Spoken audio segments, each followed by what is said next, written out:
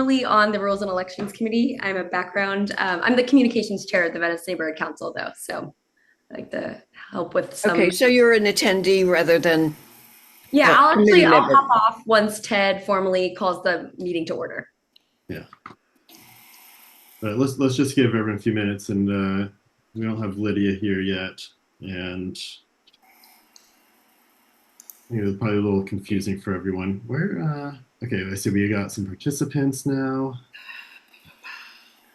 So what I'm Excellent. gonna do, Ted, is I'm gonna make you a host so that you have all the host Oh, roles. You're able oh, to promote people to panelists and excellent. unmute. Yeah, yeah, Okay, thank you. cool. And Yeah, then it still looks figuring like, this all out. All right, yeah, if you want to give it a shot, what you can do is try to promote Lydia to panelists there we using the go. attendee list. Yeah, there you go. All right, and all right, one more dumb question. Mhm. Where do we find the timer? Oh yeah, so if you go on the bottom, you see more. Yeah. Oh yeah, let me see. Then you should be able to see. Oh, I got booted from host. So if the more section, you should be able to see apps. And Oh, in the okay. app section, there's a timer. Oops. Oops. Ah, all right.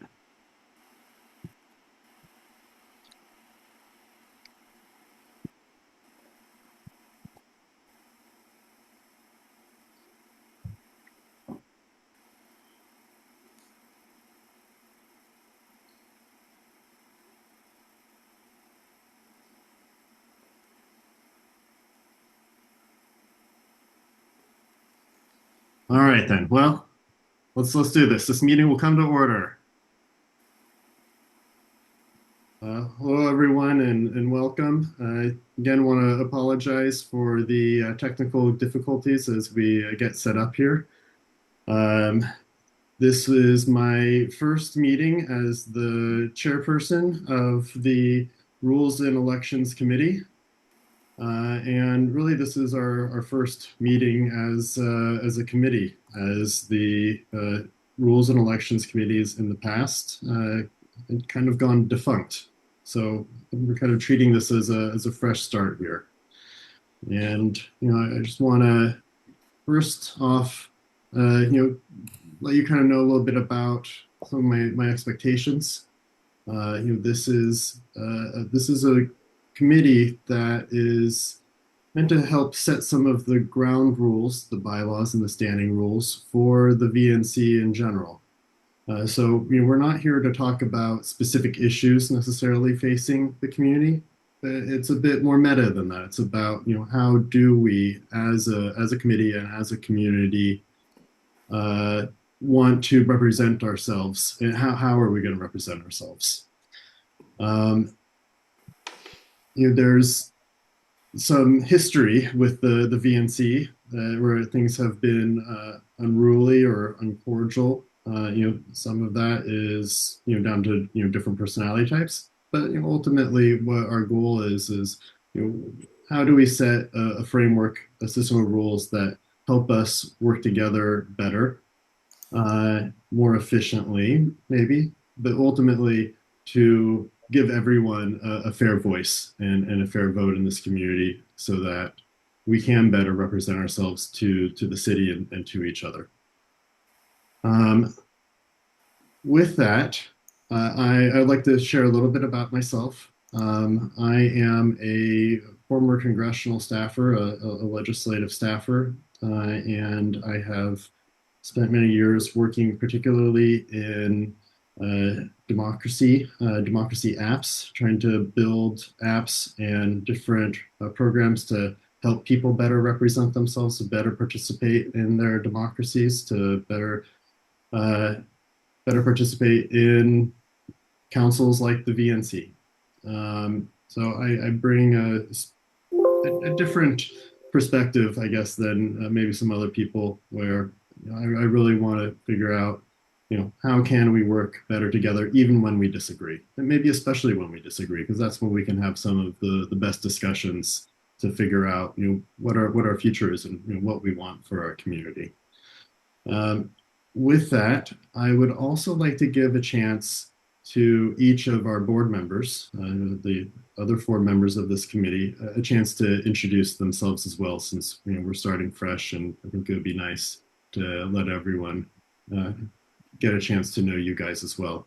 So, if you don't mind, I'll start with the person who's in my top left of my corner of my screen here, Nick.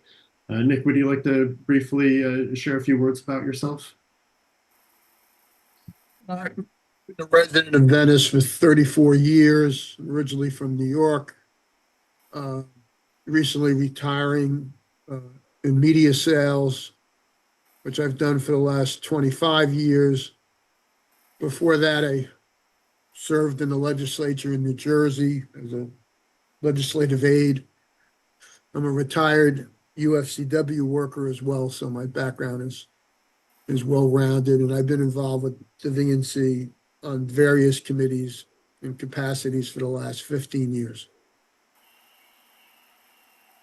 Thank you, Nick. James, would you like to introduce yourself? Yeah, so my name is James King. I've been in Venice again since 2000. Came from Washington, D.C., via Philadelphia. Lived abroad also too for a while. I'm a software engineer and also an acupuncturist. And actually, Ted kind of informed me about the organization through the yoga studio that we're involved with. So I, offered to get involved and to see exactly how I can improve the committees here in Venice. I've been here for a while, and I haven't really been impressed with what I've seen with the committee and certain issues that we were trying to address, maybe the unhoused or just the crime here. So anything that could help with that, I'm up for it. Thanks. Thank you, James. Uh, Liz, would you like to introduce yourself? I'm Liz Wright. I live in the Oxford Triangle portion of the area. I spent a number of years working for IBM on the technical side, and I have been involved with the neighborhood council since its inception. I've not ever been a board member, never want to be a board member. My interest in the neighborhood council, and as far as my participation went, from 2005, I was co-chair of the elections. My objective was to make sure the elections were clean. That was very important to me. And they were clean. And my personal view of what's going on now, the structure of the Venice Neighborhood Council was established over 20 years ago. In that period, the population has changed. Back then, if there was something to be done, like a Christmas party, you had all kinds of volunteers. If there was going to be a picnic, a barbecue, you had all kinds of volunteers. The population doesn't volunteer for these things anymore. That's why they don't exist. Instead, they would rather pay somebody to do things. I mean, that is the kind of society that we live in today. I'd rather pay, even toys for tots. They don't want the toys anymore. They want money. So things have changed, and I think it is a good time to change the structure, and maybe we can accommodate the change in the culture. Thank you. Thank you, Liz. Lydia, would you like to introduce yourself? Lydia Ponce. I had my camera off because I inhaled my breakfast, lunch, and dinner burrito too fast, feeling 100%. And I've been in Venice since the mid 80s, pretty much been west of Lincoln since I'd say 2000, 2001. And the weird agree with me. I just would like for a lot more respect and not applying rules and laws and etiquette, demanding civility for everyone else, but not for the people who are demanding it. And I think that we're here for a good conversation about how beyond DEI, I'm about humanity and our environment. And we need a lot more voices, especially youth. And I would really like to figure out, get some youth involved, especially if there are upcoming voters, and have a well-rounded discussion on where their interests lay and start passing the mic to them. And I thank you for your time. I'm happy to see that there's quite a few people in our audience. Looking forward to it. Thank you very much, Lydia. And I'm glad to hear that everyone else on the committee can help round out the relatively small amount of time that I've lived in Venice, as I've only been here since 2022. So I'm going to have to be relying on you guys, for your experience and history here. So with that, let's do our roll call. I guess we probably should have already done that, but we'll do it now. Let's call to order. Nick Here. Marcello, Here. James King, Here. Elizabeth Wright, Here. and Lydia Ponce. Here. And then with that, we have our quorum, and we'll continue. So we're going to move past the prior minutes as we have none, and let's go straight to our general public comment. Now, this is going to be 1 minute per person, and we're going to have a timer up for each person speaking. And at the end of the timer, I'm going to move the person back to the audience and then call on to the next person to speak. All right. So if anyone use the little raise hand button in the bottom left hand of your screen, and I'll promote you to a panelist and start the timer.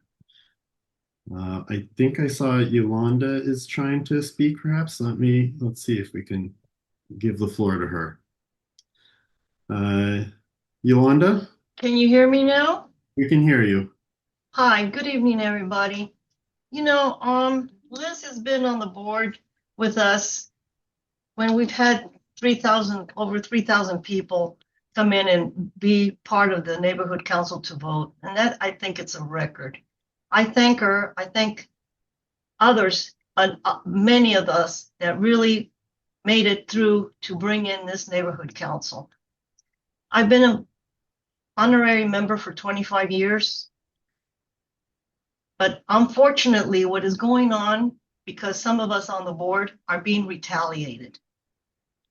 I got retaliated last Thursday again, because there are certain things that I'm not in favor of what is going on in our community, on our streets, and because I post a lot of it on Nextdoor, and I believe that is why I'm being targeted again. Thank you, Yolanda. And do we have another public comment for general public comment? Steve Bradbury, I'm calling on you now. Hey, Steve. Thank you, Ted. I'm simply going to say that, the VNC is at a crossroads right now. The level of dysfunction and toxicity, which obviously caused me to leave and is impacting a lot of other people, Brian left and all, it's untenable. And I think so what I'm going to encourage everybody on the committee and everybody on the board and everybody in this community to have an open mind to change. The people who don't want to change are the ones that want to keep the status quo. The status quo does not work. It's not working, and it will continue not to work. And this, by the way, goes back not just this board, the last board. It goes back the last 3 or 4 or 5 boards. It's time to change things up. It's time to change what this looks like. I'm not going to get into specifics here because obviously that's not appropriate, but I'm just going to encourage everybody in the spirit of hoping that the VNC can once again serve a useful purpose. be open to change, be open to what may be possible and compromise. Don't stick to your guns and say it's my way, the highway, which is how this committee has operated in the past. Be open to change and just keep an open mind. Thank you very much, Steve. All right, let's all right, call in any other general public comment. Anyone want to raise their hand? All right, we have Gary Evan. I'm calling on you now. Hi, Gary. The floor is yours.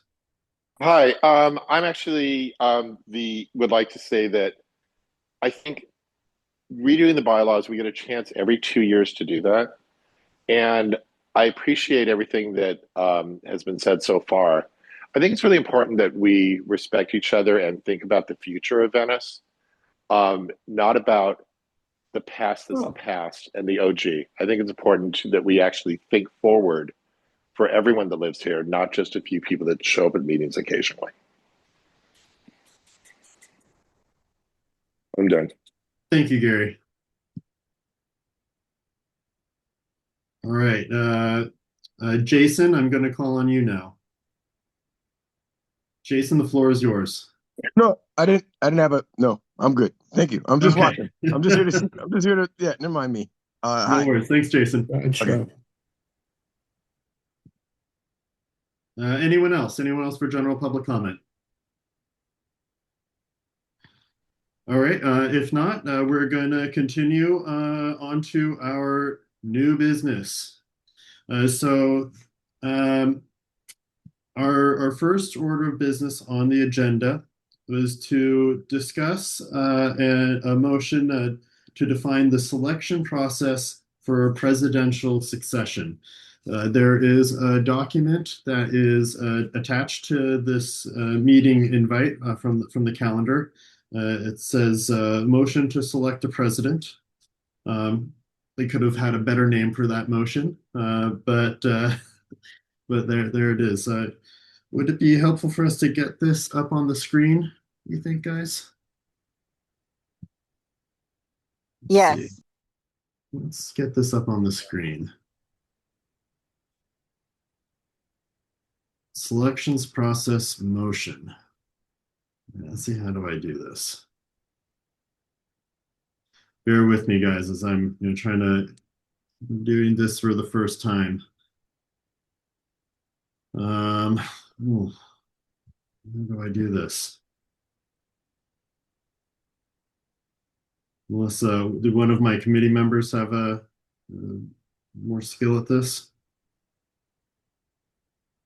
There we go, share screen. Hit more, and then there's a share screen up on the top right corner.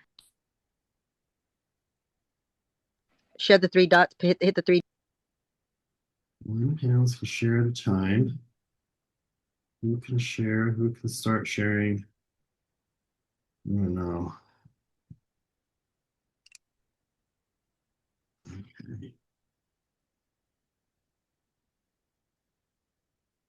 Okay. Can we see this? Yes. All right. So the motion is to define the process for presidential succession and selection. We had found that after the prior president, Brian Averill, resigned, that the bylaws and standing rules didn't clearly define what the succession process was to replace the president. And it wasn't clear what procedure should be followed when that happened. And this is this motion. I'll read the motion. Now, therefore, be it resolved, probably unnecessary to have that kind of language, that the VNC Rules and Selections Committee recommends to the full board that in the event of the resignation of the president, that the selection of the new president will be placed at the beginning of the agenda of the next regular board meeting as a special order by written ballot vote. This ballot vote would be read by 3 scrutineers, that means vote readers, who have been selected by the acting president. As per our bylaws, 11 votes are required to win. if no candidate receives at least 11 votes, the lowest vote getter is eliminated, and the board votes again. The final votes will be recorded for the public record, and the new president assumes office immediately upon selection. What this means is just saying that to fill this vacancy, the presidential vacancy, the next meeting, this will be at the beginning of the agenda, that will have a written vote of the remaining members of the VNC. If there are more than three candidates and none of them gets 11 votes on the first vote, there basically could be a runoff. The person who had the least amount of votes gets dropped out, and we vote again. Until someone gets 11 votes, that person becomes president, and they assume office right there in the middle of the next regular order meeting. I'll make a motion to introduce. Do I have I second. Thank you. Okay, now, what am I doing here? I already lost it, didn't I? There we go. I'm trying to get back to my screen. All right, so do we have public comment on this? No, I'm gonna unshare my screen just because I'm having a hard time doing both. But maybe one of our Nick, would you be able to show this on your screen? I'm having problems with. I have a new screen that I put up, and I'm working off a laptop, and I don't have the ability to do it. Okay, Liz, what about you? Would you be able to share this document on your screen? Just unmute. Unmute her, Ted. Oh, you should. I think she has to unmute herself, no? Okay. Oh, she's asking to unmute. Oh, there she is. There Okay. we go. I have my other screen used for the minutes. Oh, okay. James, can you share the document on your screen? Oh, you're unmuted too. Yeah, let me try here. So All right, thank you. I don't see when I go to the three dots, I don't see shared screen now. Oh, you don't. Oh, maybe that's what I messed up when I was doing the advanced sharing options. Okay, multiple panels can share. I just did that. Oh, okay, great. I just shared it. All right. Thank you, Lydia. All right. Thanks everyone for bearing with my fumbling. All right, so let's invite some public comment, and then after that we'll have board comment, and then we'll vote on the motion or whatever else might happen.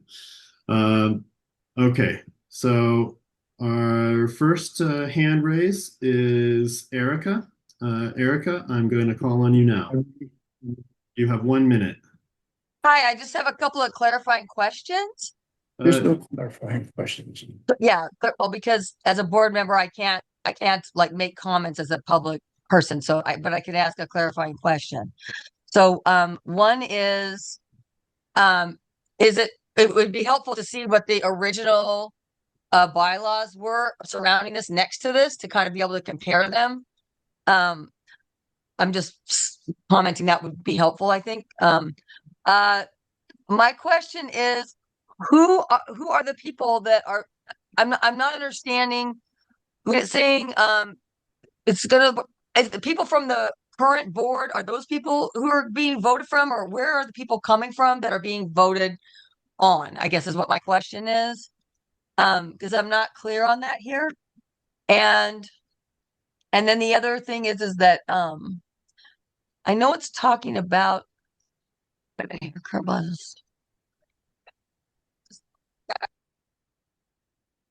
Thank you, Erica. All right, we're going to call on our next public commenter, Lisa Redmond. I'm going to give the floor to you now, Lisa. You have 1 minute.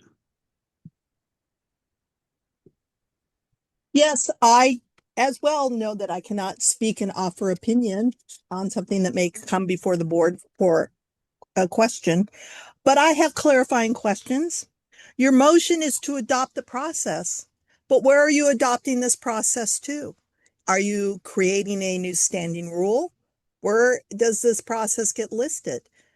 Is this going to be a bylaw? Because then it also conflicts with your other bylaws proposed that say that the vice president will automatically become president. So you've left a lot of questions here as to what this is, where it's going, how it's going to be applied. Thank you.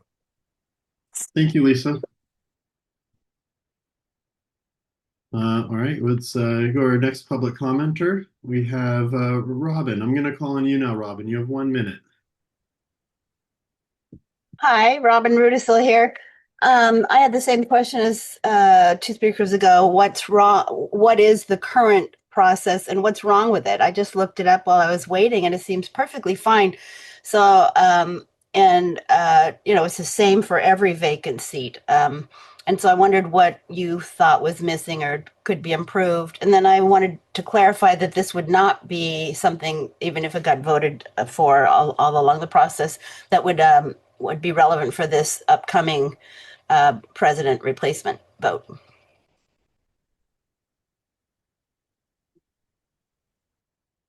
Thank you, Robin. Let's see, we have Helen. I'm going to call on you now. You have 1 minute. Did that work? No, here we go. There we go. Sorry, it took me a while Helen, to find the the floor unmute is yours. button. Yeah, I have the same question. I don't see the urgency of this because it's not going to apply to the election at the next board meeting. So I'm not sure why this is important. And our basic appointment procedure is pretty much kind of what's already in here. I mean, this is just very formal and has some words that nobody's going to understand, like the scrutineers. But yeah, I don't get it. I don't see the point or why it's being brought up now. Thank you, Helen. Sorry, I didn't mean to interrupt you. Was that it? Yeah, that's it. Okay, thank you.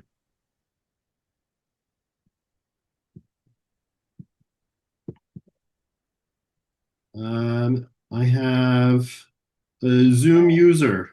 Oh, no, Zoom user's gone. All right, David, I'm going to give the floor to you now. You have 1 minute.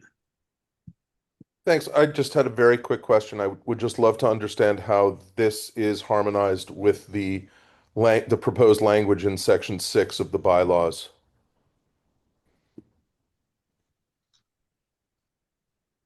That's it. Okay. Thank you, David.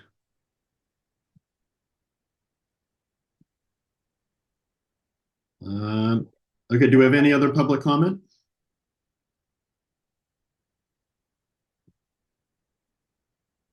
All right, Yolanda. All right, Yolanda, I'm going to give the floor to you now. Oh, maybe? Maybe not. All right, let's move on then. Board comment. Elizabeth, the floor is yours. Thank you. I think it's an error that the bylaws say 11 votes are required. 11 votes are not required. Pardon me. At least the way I understand them. Should any board seat become vacant, people who want that seat apply in writing, and the balance of the board that is present and a majority votes for somebody, and that person gets it. That is my understanding of the way it is. And I do not understand the purpose of the change. If we had 10 candidates and hundreds of people voting, then I would understand it. But with so few people voting, I do not.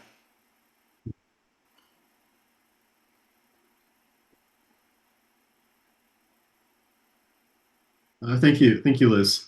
Do we have any other board comment?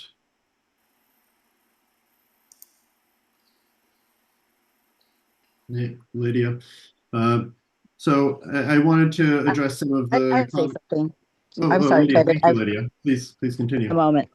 In reading this, considering considering uh, our current stance, and this debacle with what we experienced prior with tomorrow's presentation, I really am wary of giving power to having someone select three scrutineers.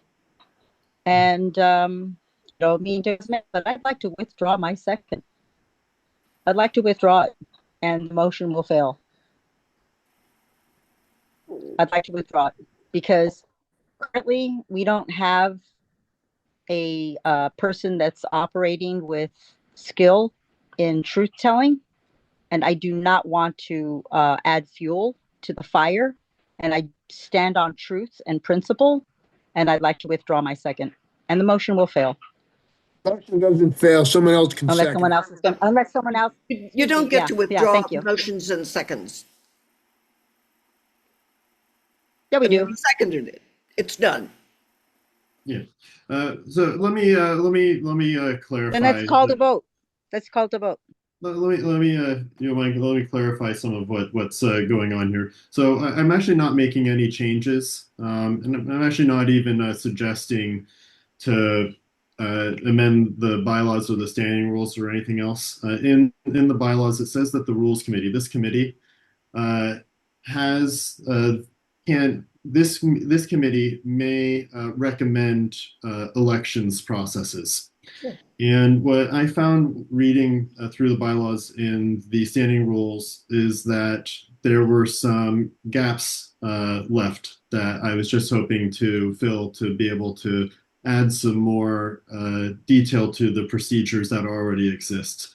I think part of the confusion that is being created here was that unfortunately for the last several months, the VNC, VeniceNC.org website had an old version of the bylaws listed on the site. And those bylaws that were actually, there was a new set of bylaws that were approved by Dunn that were posted in October of last year.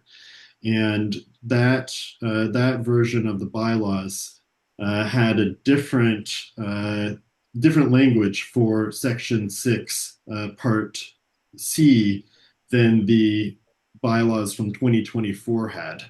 And in the October, the latest version of the bylaws approved by the city of Los Angeles, Section 6, Part C says the board shall vote on the application of the person applying for president at the meeting. The vacant board seats shall be filled by a majority vote of the remaining elected board members. So in that case, in this case, in our case that we're in right now, that is 11 votes, the majority of the board. So all we're doing here is essentially making a recommendation to the administrative committee for in the full VNC for how they might choose to do this process. I don't know that they actually have to follow our advice, but we may propose a process to them. So what I would like to invite the board here to do now is, would anyone like to, for instance, propose a motion to amend this current motion to clarify anything that's here or to change anything that's here?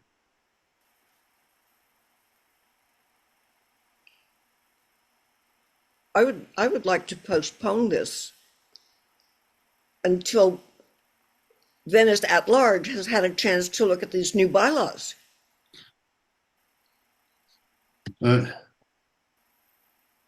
mean, this was a surprise. And do we have a second for Liz's motion to postpone? Yeah, I would second that also too. And I do have a question. So I'm looking at Section 6 right now. So in the event of the resignation or death of the president, the vice president shall assume the presidency. Oh, sorry. Let me. Sorry to interrupt you, James. But what the part that you were just reading is actually for the next motion. That's a proposed change. Okay. That's not what's currently in the bylaws. Okay, got it. Okay. So right now, what we're talking about is just what's currently in the bylaws, and this motion is just to propose the selection process. And I would further clarify that this process that I added in here, at least I tried to add in here, was just taken from Robert's rules just to clarify in order to make a recommendation to the board. But we have a motion to postpone, and we have a second. So let's vote on the motion to postpone. We actually have to take public comment Oh, no, on sure. this amendment, and then we can ask for comment from the board, and then we call to a vote. All right, let's see. Let's see if the public has any comments on the motion to This postpone. meeting be 4 hours. Helen, you have 1 minute. Same fucking idiots. Sorry, I didn't realize my hand was up, so I have no comment. Oh, okay. Thank you.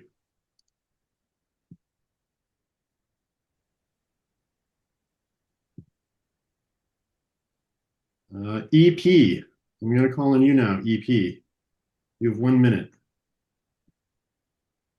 Hi, I would just suggest that when you bring this forward again, that you check other neighborhood councils' bylaws. I believe mine was Mar Vista's, and I believe Dunn had us insert language regarding replacements and how it's conducted, and they actually come and run the whole show. But you might want to check with them. Thank you. Thank you, EP.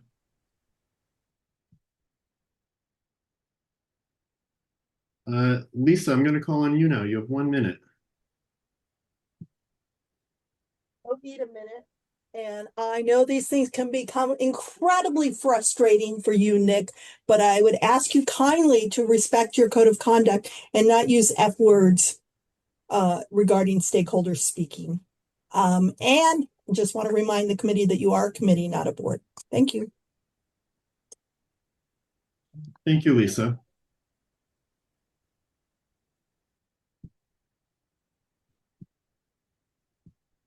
Zoom user, I'm going to call on you now. You have 1 minute. I was also going to make that point that this is the rules committee. And here we are with a committee member not following the code of conduct and being very rude and disrespectful and yelling out and cursing in the screen. So I would just really appreciate it if moving forward, all rules, codes of conduct, et cetera, would be enforced equitably throughout committees and board meetings. Thank you.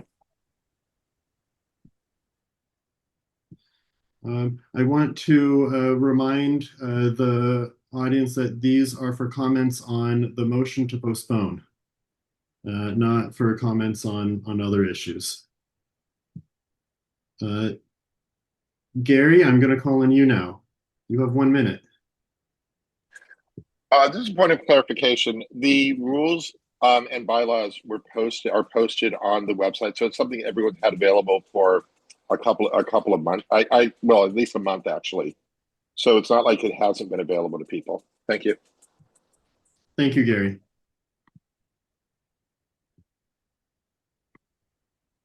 And Erica, you have 1 minute. The floor is yours. Hi, I just want to make a clarifying statement. The bylaws that have been posted on the website were not updated to the ones that are from October until literally a few days ago. I know that for a fact because I'm one of the people trying to get them updated. So we did have access to have them updated, but unfortunately the person who could have done it chose not to until now. We just finally got it. So thank you, Soraya, for updating that. Thank you. Thank you, Erica.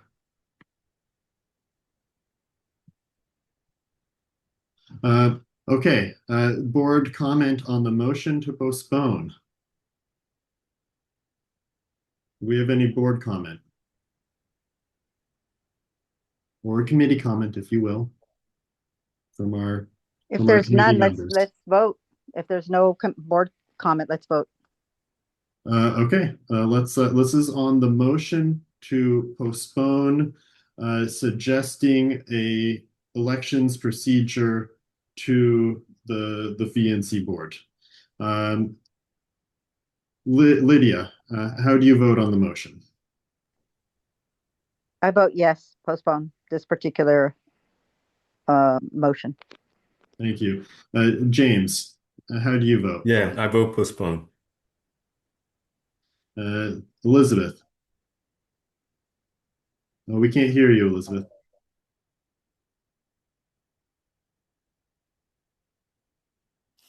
Postpone. And Nick. No. The motion to postpone passes, and we will not make a recommendation to the board on how to conduct this election. All right, let's move on to the next agenda item. So for this next one, this is going to be hopefully the meat of our discussion tonight. This is the discussion, a motion to amend the bylaws to increase democratic representation, establish geographic district representation, and restructure the governing board composition, and to modernize the committee organization of the Venice Neighborhood Council.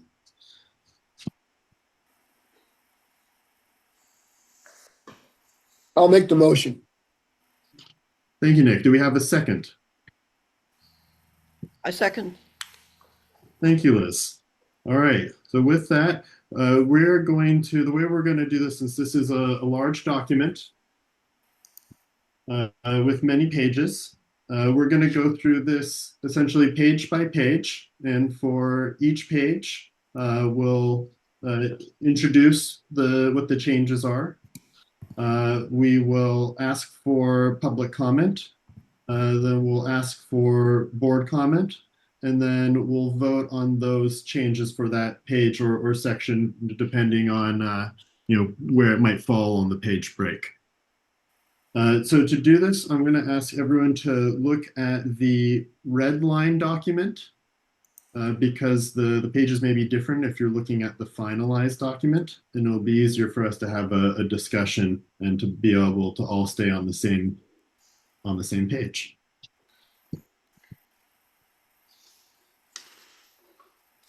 So the first page that we're going to turn to is page 5. Lydia, would you mind sharing this on your screen again?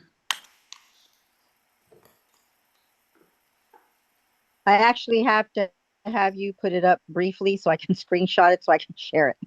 Oh, I don't okay. have Well, the maybe document via email. let's see if I It'll can be do a split. Oh.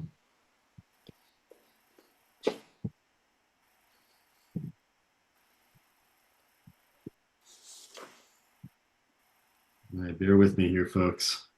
Do you want me to share my screen? Oh yeah, would you mind? Yeah. Thank you, James. Page 5 of the red line document. So let me know when you see my screen. Before going through a change by change, yes or no kind of process, I really think it would be better if we took issues and we either agreed on what the issue is and its resolution, and then go into the wording that resolves it. I don't know if that is making a whole lot of sense. Would you mind clarifying that? Okay. I identified a number of issues. And one of them was getting rid of the land use planning committee out of elections and out of the board. I see. All right. I think in this case, I just want to be able to start from the beginning and then work our way down, because I think there are going to be a lot of issues.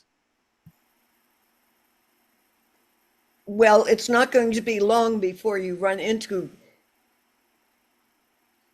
these issues that ripple through the document. That's why. Anyway, doesn't matter.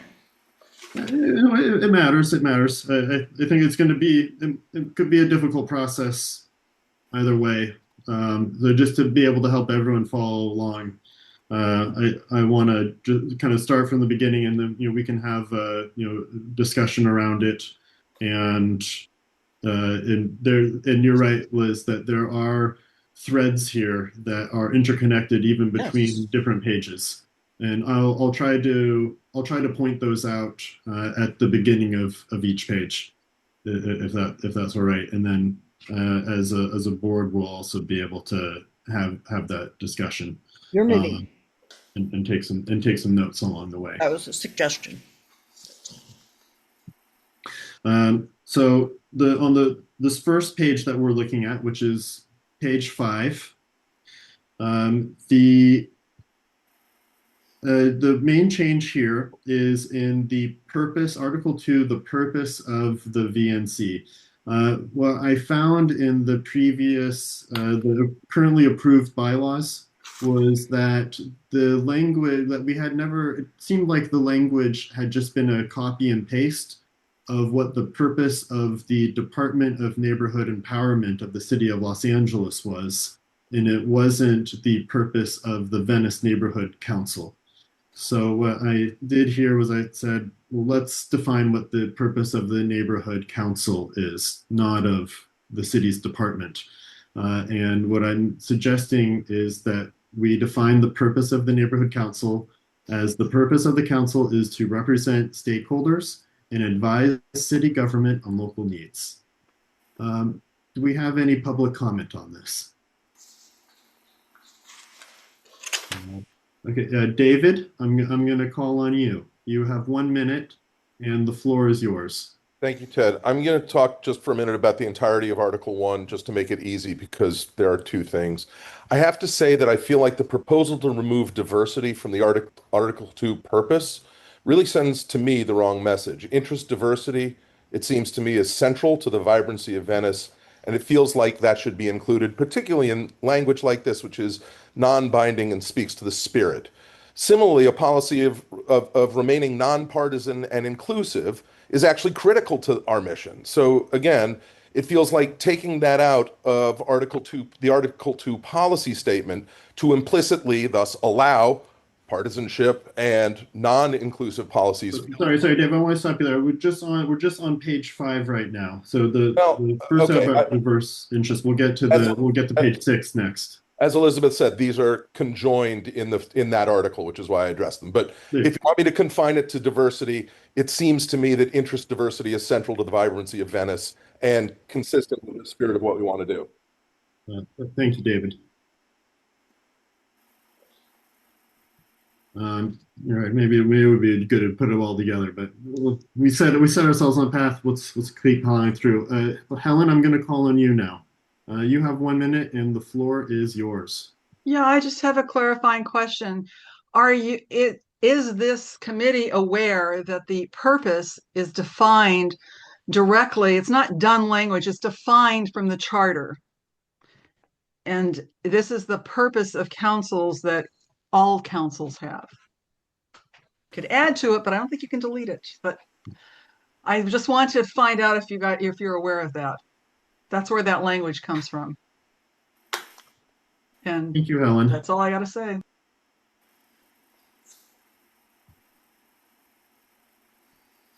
Okay. Gary, I'm going to call on you now, Gary. You have 1 minute. The floor is yours. I just want to say that, I mean, it seems very clear to me that a lot of people, as a clarifying question, don't actually know the city charter and actually know our bylaws and standing rules or misquote them. And I think it's important that when you have this meeting, that a copy of that sitting in front of every board member and available to the community. Thank you. Thank you, Gary. And Erica, I'm going to call on you now. The floor is yours, and you have 1 minute. Hi, actually, mine kind of goes along with the last couple of comments. I know my question is clarifying question is have you oh sorry, my dog is going crazy.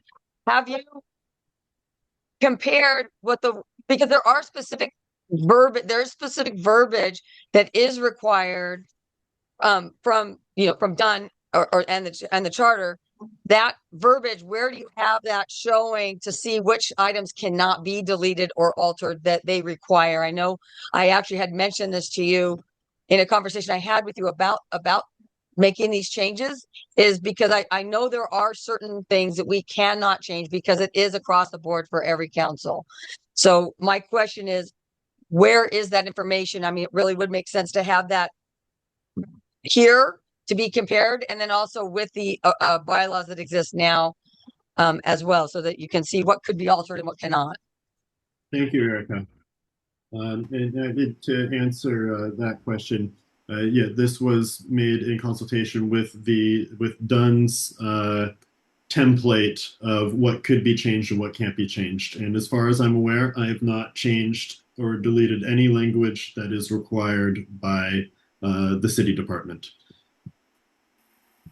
All right, let's move to board comment. Do any board members have comment on this page 5, Article 2 purpose statement?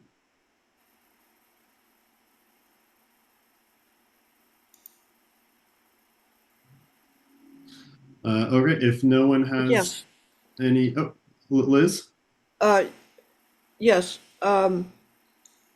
Item 1,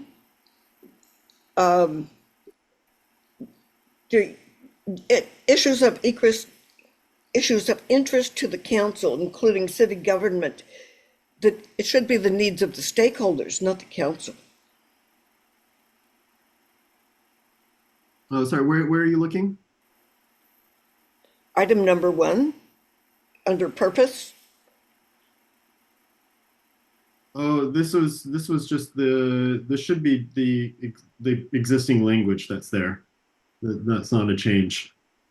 This, as far as I'm aware, unless I messed something up. I know, I'm suggesting a change.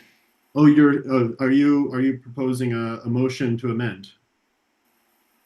Yes. And what is your motion? To change needs of the council to needs of the stakeholders. Ah.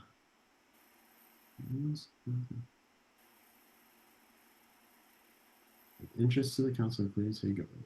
And do we have a second for that change? I second. I have another one too.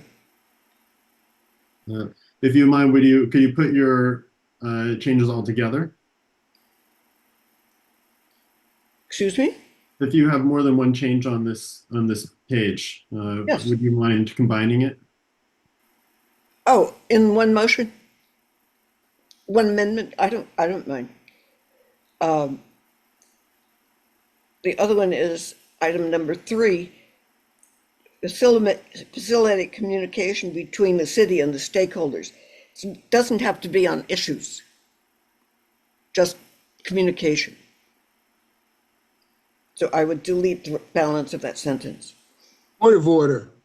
Are we going to take these revisions in one amendment? And do all 3 together? In other words, all these revisions that are being suggested, will we make it as one amendment, or are we going to go through this amendment after amendment after amendment? Because we're going to be here all night. Yeah, that's a very good point.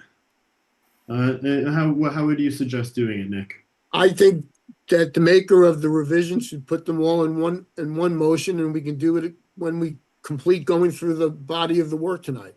And we can then, at that point, we can have the amendment. And Liz is obviously writing them down, and she'll say on paragraph 1, it's this, on paragraph 2, it's that, and we can vote one time versus 10.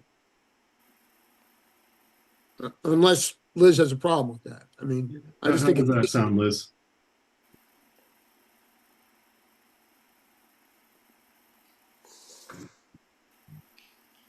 I have a lot of amendments. I mean, If you got the really a time, lot. if you got the time, I got the beer. So, I mean, I just think it's easier to do it that way than to do it amendment after amendment. I mean, do you have an issue with that, or would you rather do it one at a time? I don't care.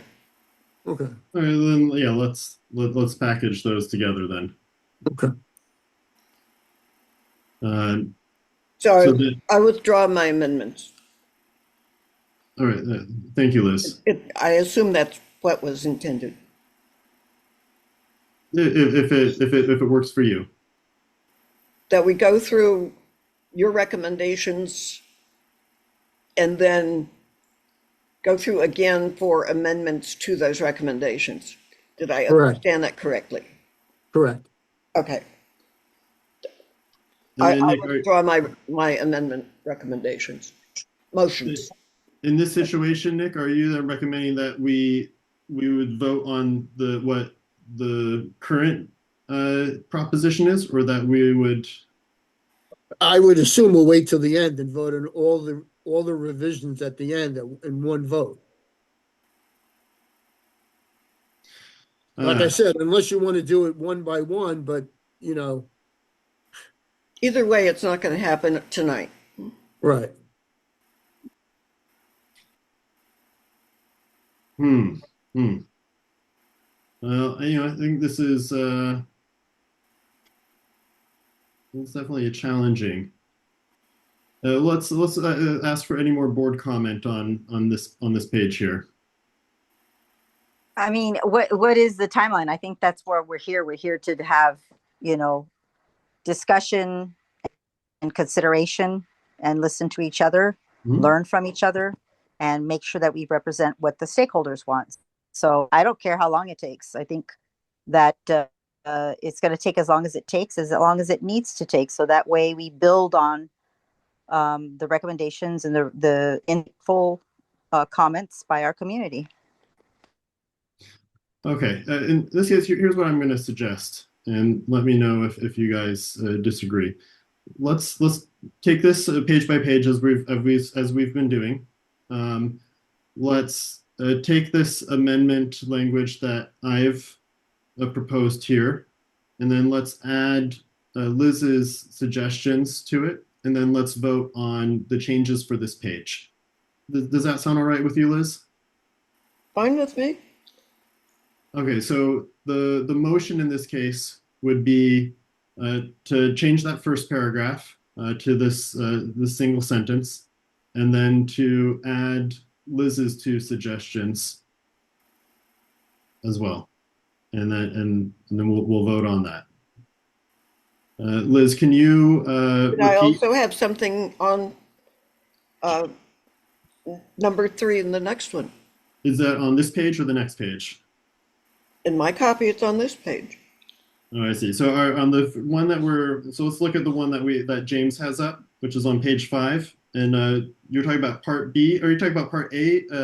The policy of the council. I don't even see. Oh, the policy of the council. So that's, yeah. But sorry, let's move that. Well, let's wait for the next page on that one. And because that for us and what's on the screen here, that's on the next page. Can you scroll down a little bit, James? Sorry, the same page, page 5. Scroll up a little more to page 5. Okay, we can talk page, but it has to be logged as what it actually is. Article, section, da-da-da-da. Yeah. All right. So we're looking at Article 2, the purpose and Section A. And Liz, could you repeat what your two suggestions are for Section A? In number 1,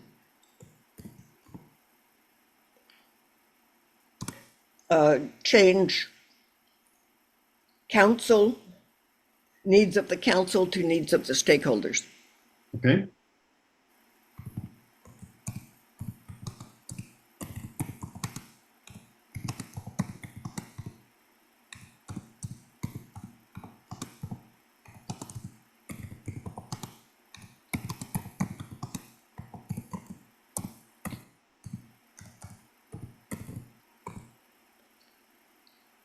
And the other item was it's to facilitate communication, not just on issues, on everything. So just eliminating the end of that sentence there. Correct. Okay. All right. Let's call the vote on that.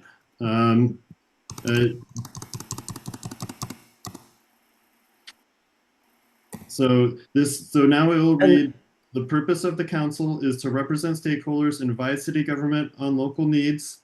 We changed council to stakeholders, and then on section A, part 3, deleting the on issues of concern to the community and to the stakeholders. James, how do you vote? I kind of agree with the caller. On why are we getting rid of this? The purpose of the council promote more citizen participation. Neighborhood council should include representatives of many diverse interests and communities. I think that's important. I mean, I do believe in Liz's changes. I'm sorry, James. This is my fault. I had already asked for the board comment, and then I didn't think there was more comment, so I called the vote. So this is just a simple yes or no at this point. No. Okay. Nick, how do you vote? Yes. Liz, how do you vote? Yes. And Lydia, how do you vote? No. And then I'm going to vote yes, and then those changes will pass. All right, we're going to move on to page 2 here.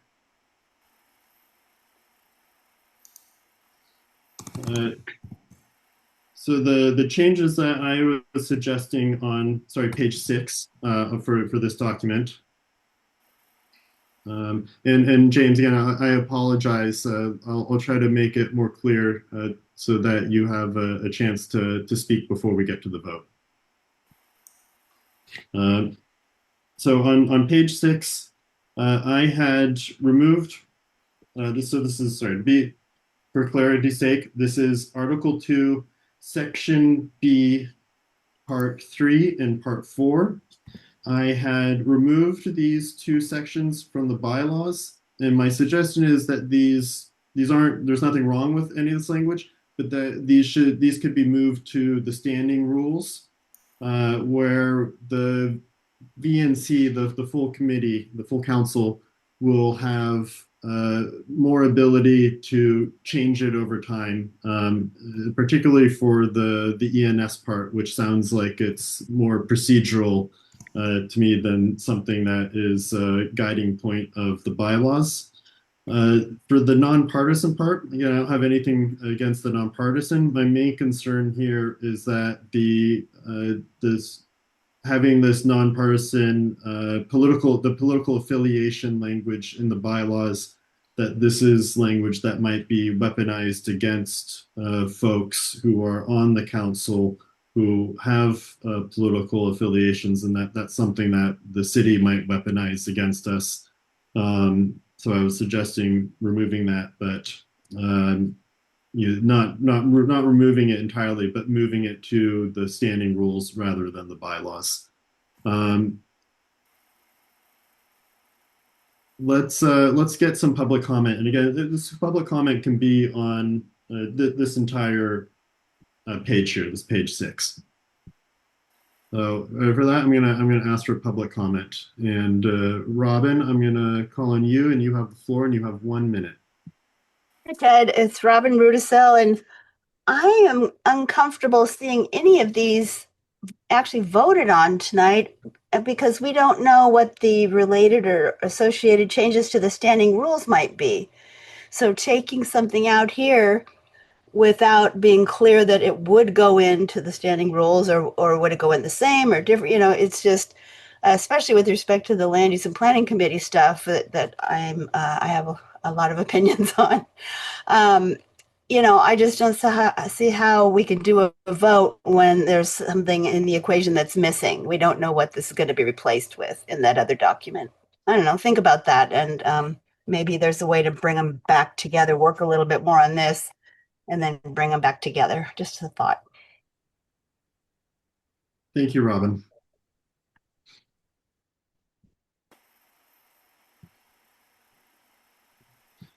Gary, I'm going to call on you now. You have the floor. You have 1 minute. Okay, hi. This is Gary Pearl, the presiding officer, vice president of the neighborhood council. I want to make something really clear, and what is becoming clear to me is that a number of people, particularly board members, um, don't seem to understand the bylaws of the city of Los Angeles, the bylaws of the neighborhood council, and the standing rules. Anything that's currently in the bylaws now was simply standing rules that were brought into bylaws and standing rules, and that's what's been published. There's nothing has changed that we've been working from, and I think it's really clear that people need to understand that because it'll help this meeting move along. Thank you. Thank you, Gary.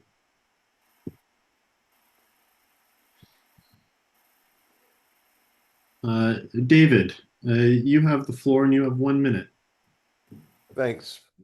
Look, let's be clear that uh, courts, stakeholders, board members, people look not only at what's in the rules, but when you remove something, that sends a message. So while I am alive to and understand the concern, although, well, I don't really understand the specific concern about this weaponization, I'm very concerned about the removal of the nonpartisan and inclusive language. Again, once again, you're specifically stripping out something that says we want to be nonpartisan and we want to be inclusive.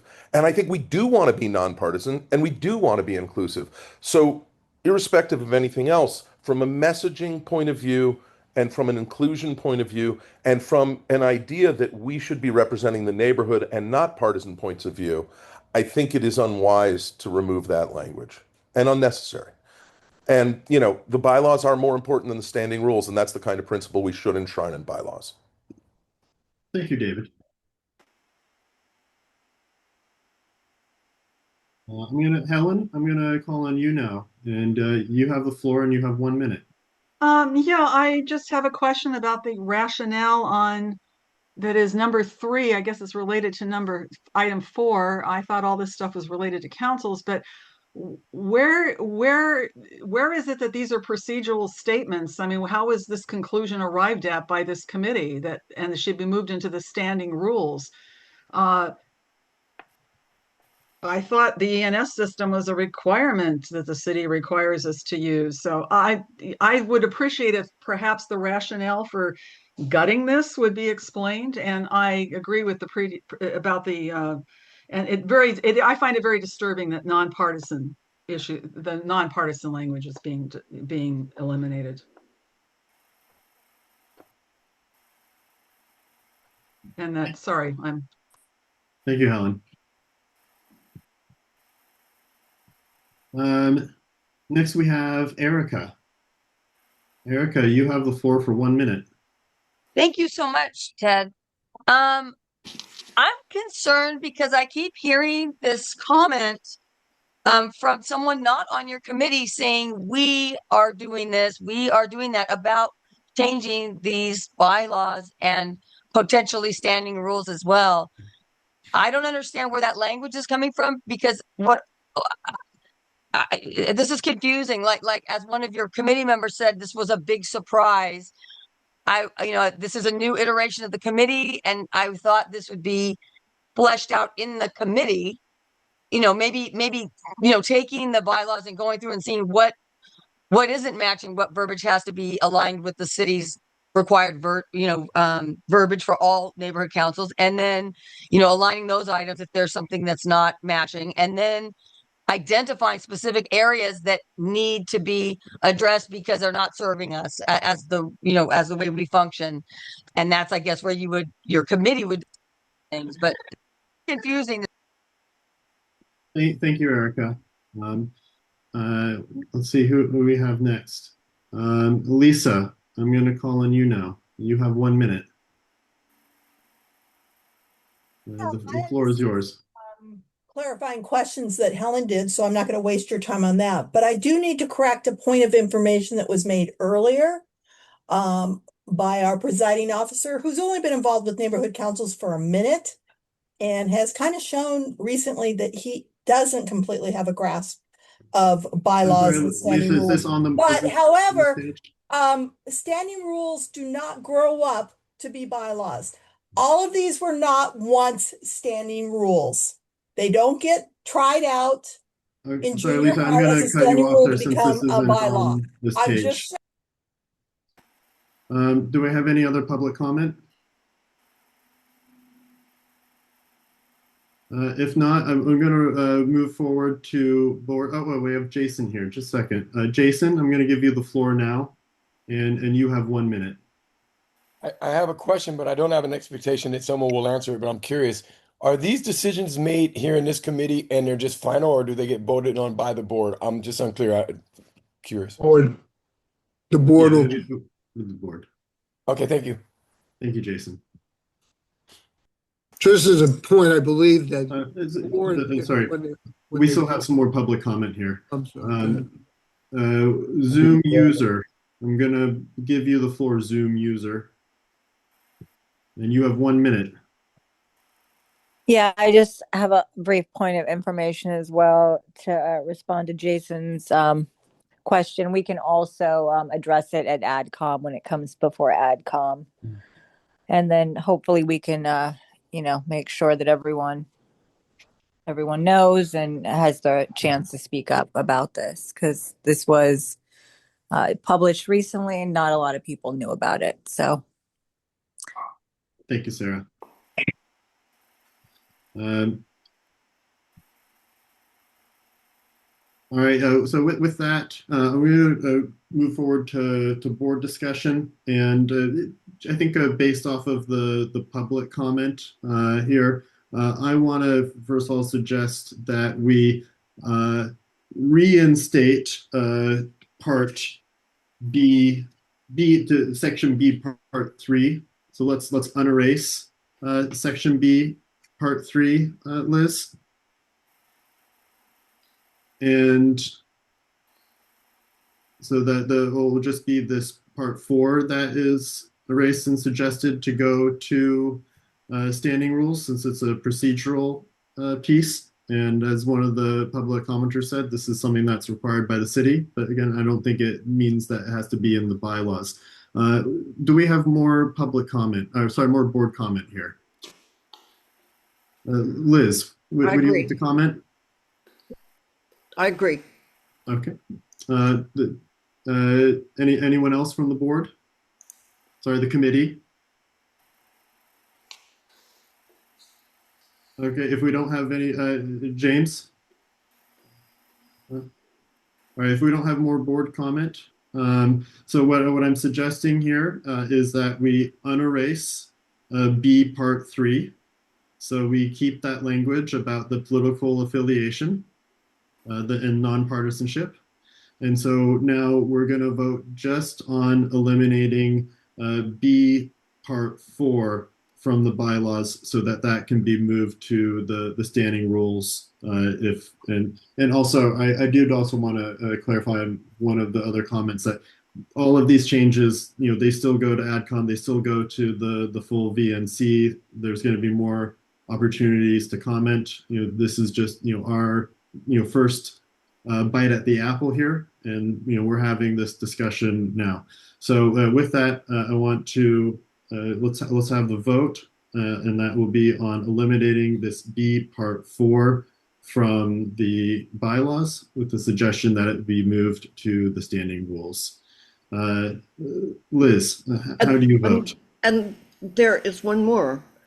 Number 5, there is this nature that just kind of appears as a sentence. Oh yeah, let's erase that too.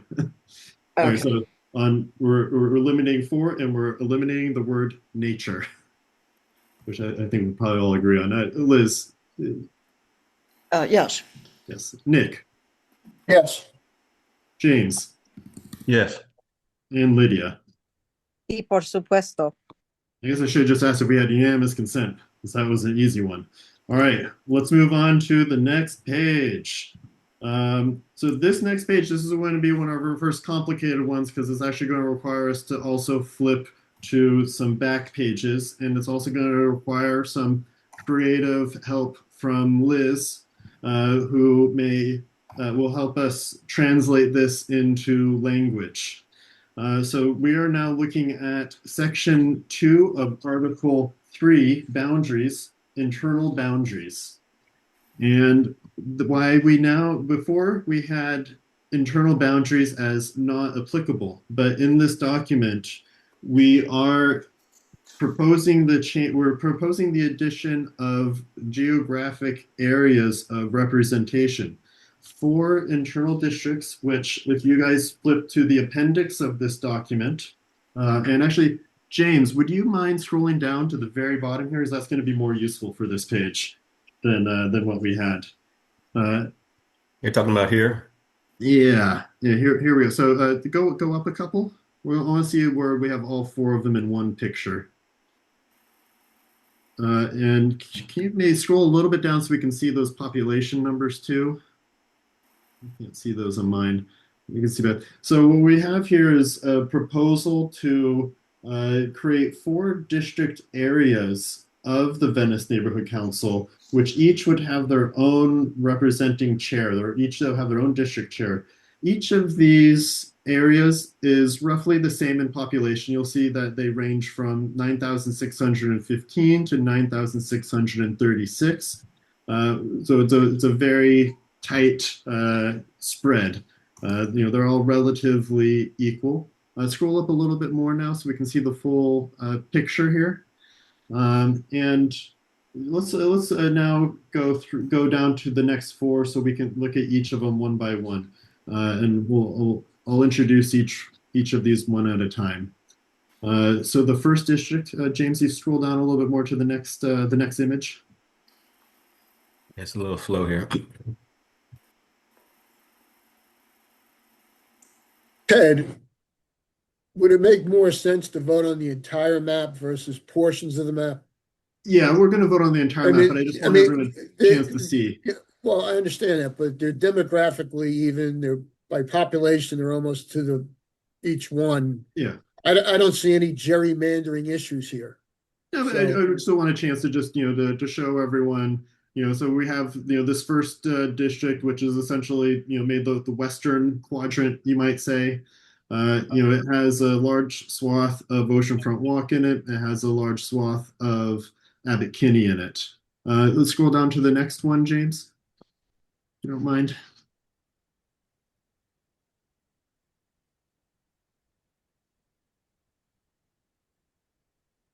Yeah, it's kind of Oh, no worries. I think AI is taking over. So this is the northern the northern quadrant, the District 2. So this also has a chunk of Abbot Kinney in it. It has a lot of Lincoln in it, and it's bounded there. That long edge is Venice Boulevard, and it has 2 of our schools in it. Let's scroll down to the next one.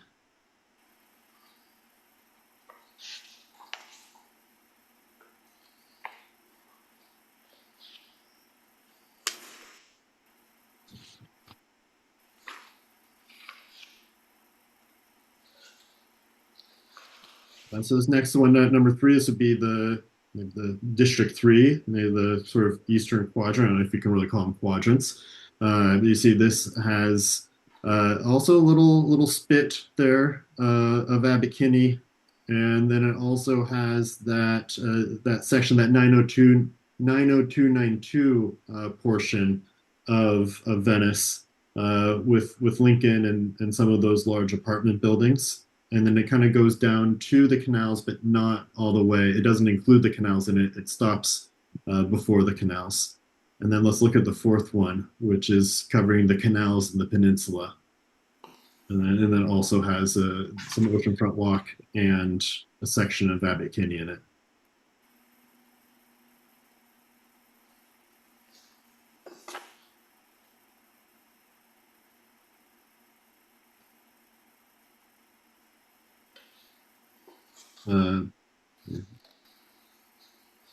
If you scroll down to the next image, James. Yeah, it's locked up. Yeah.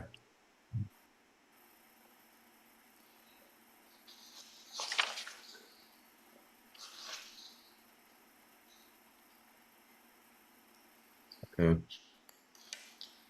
Simplify this document for me. Here we go. the last one, yeah, I don't know if you call this a quadrant at all anymore. Almost looks more like Italy. Um, let's scroll up just a little bit more. There we go. Good enough.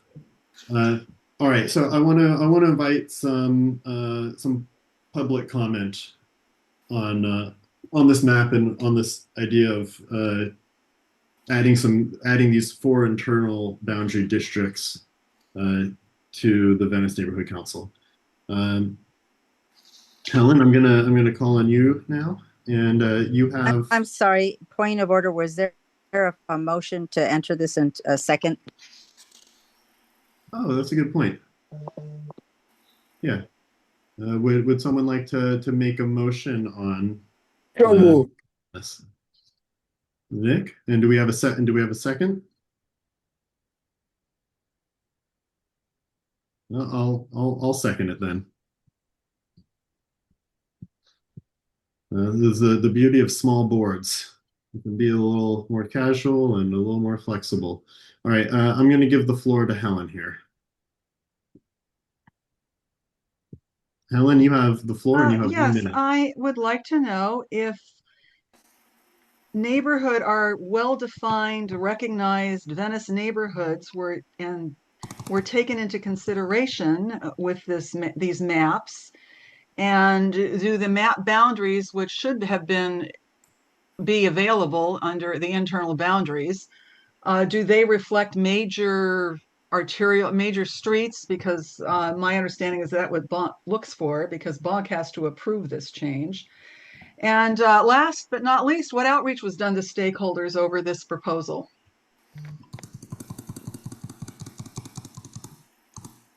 That's my question. Thank you, Helen.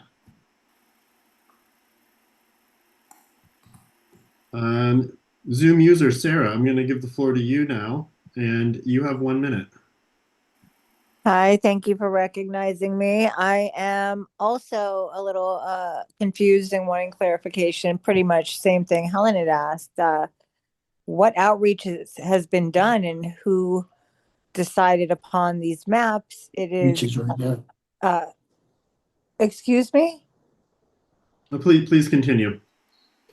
Please, Ted. I'm going to mute myself because I'm not going to continue to be disrespected by your committee. So Yeah. I guess I don't need to. I will remind our committee members that we should not be interrupting the public comment, and we want and are inviting their comment. And Sarah, I'm sorry that you didn't feel that you could continue your comment. Point of order, isn't it etiquette, just common since COVID-19, to mute ourselves if we're not speaking?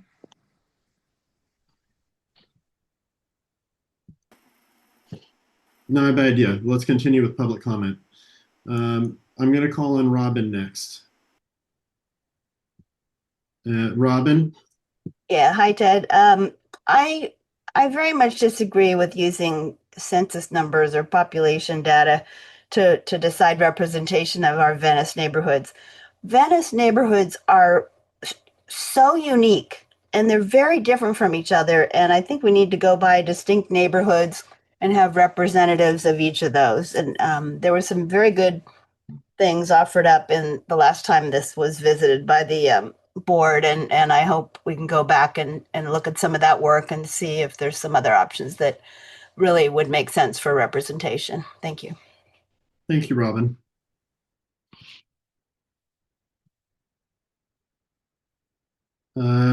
Lisa, I'm going to give the floor to you now, and you have 1 minute. Like two others, I would also like to know what kind of outreach was done to stakeholders in this to determine. And I would also like to know what is the thinking and justification to have two of those zones be divided by coastal acts. So you've got two zones where one half of it is defined by the coastal act and the other half is not, with Lincoln Boulevard splitting them. And that might be problematic for the person who's representing those areas to represent two very diverse needs. So that's just my curiosity, what the ratification is or rationale is for that. Thank you, Lisa. Steve Bradbury, I'm going to call on you next. The floor is yours, and you have 1 minute. Thank you, Ted. Having gone through this process a couple of years ago, the challenge that we face collectively is finding common ground. I think the first question to ask is, do we all agree that geographic representation is useful, is advisable? Because we went through this and we had anywhere from, as Robin pointed out, we had groups of 10 down to blocks of 5. And we were not able to find a common ground that everybody could align with. And I dare say that it's easy to poke holes in almost any solution that is brought forward. So I think the question really to ask maybe today is, do we believe that is there a recommendation that there should be geographic representation? And if the board votes on it, then next month, and that would be the last month to do this, then we can agree that there is time that should be done. Otherwise. Thank you, Steve. I'm now going to call on Erica. Erica, the floor is yours, and you have 1 minute. Thank you, Ted.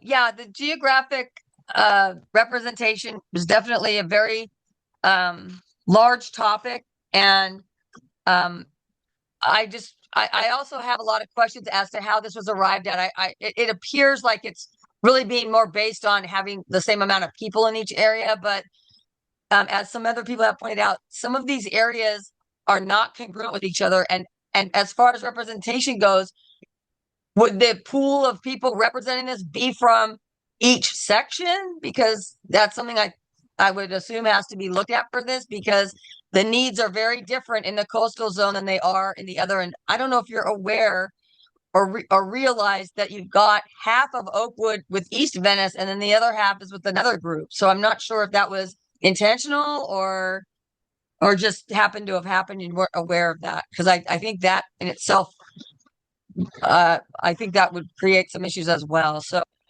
I think further. Thank you, Erica. Next, I have David. David, the floor is yours, and you have 1 minute. I'll just be extremely brief. I just want to echo what's been said before about some concern about both outreach, but also again, going back to diversity points of view, the unique nature of lots of our neighborhoods and the representation, as Erica pointed out. I'll just say to Steve, I understand I am not categorically averse to a kind of geographical representation, but this feels a tiny bit like too broad a brush and insufficiently respectful of some of the very clear historic boundaries within where we live. That's all. Thank you, David. Next, we have Jason. Jason, the floor is yours, and you have 1 minute. I'll be quick. I fully understand that there's no, I guess, no responsibility to answer these questions, but just out of, I guess, courtesy, since the same couple of questions have come up a few times, I'm curious to know if someone can let us know what kind of outreach was done with the community about this in advance of putting this idea forward, and what was kind of the requisite aside from the basic numbers that had us splitting up communities that have been here for 100 years. Thank you, Jason. And Gary. Gary, the floor is yours, and you have 1 minute.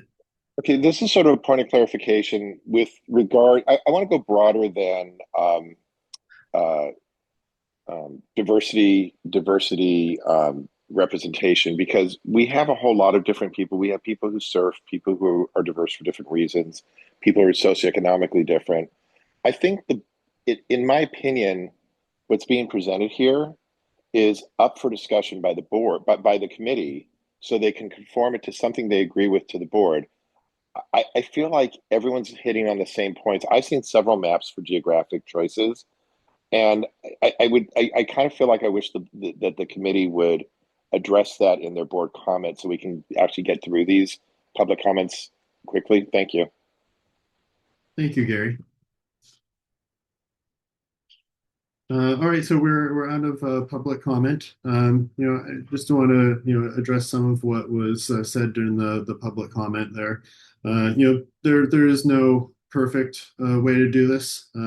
For everyone who wishes there was a perfect way. Where we're starting from now is that we have zero geographic representation, and it seems like the result is that we have a lot of people from the peninsula and the canals and Oxford Triangle who are part of the council, and all this does is introduces the idea in the most simplest form possible, that there is going to be a slightly more specific area representative.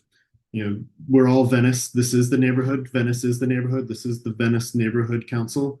And this is just so that each stakeholder, has someone who is slightly closer to them in representation than the full neighborhood. But we're not trying to divide anyone. It's just trying to be an improvement over what we have now, which is zero district or area representation. I would like to invite the board to make further comments now. Liz, the floor is yours. When I think of representation, I often think of LA County, where we have 5 supervisors for 10 million people. So they each get 2 million, and they don't all have the same interests and issues and concerns, yet they still get represented. And I think we have to accept some of that in our own areas and our own geographic representation. If we start taking specific concerns from specific areas, we're going to have an awful lot of areas and nothing's going to ever get done. So I think the 4 is a good idea. For section number 3, there are 2 tails. I'd like to get rid of them. Sorry, 2 tails? Yes, if you look at the map, there are 2 tails. Oh.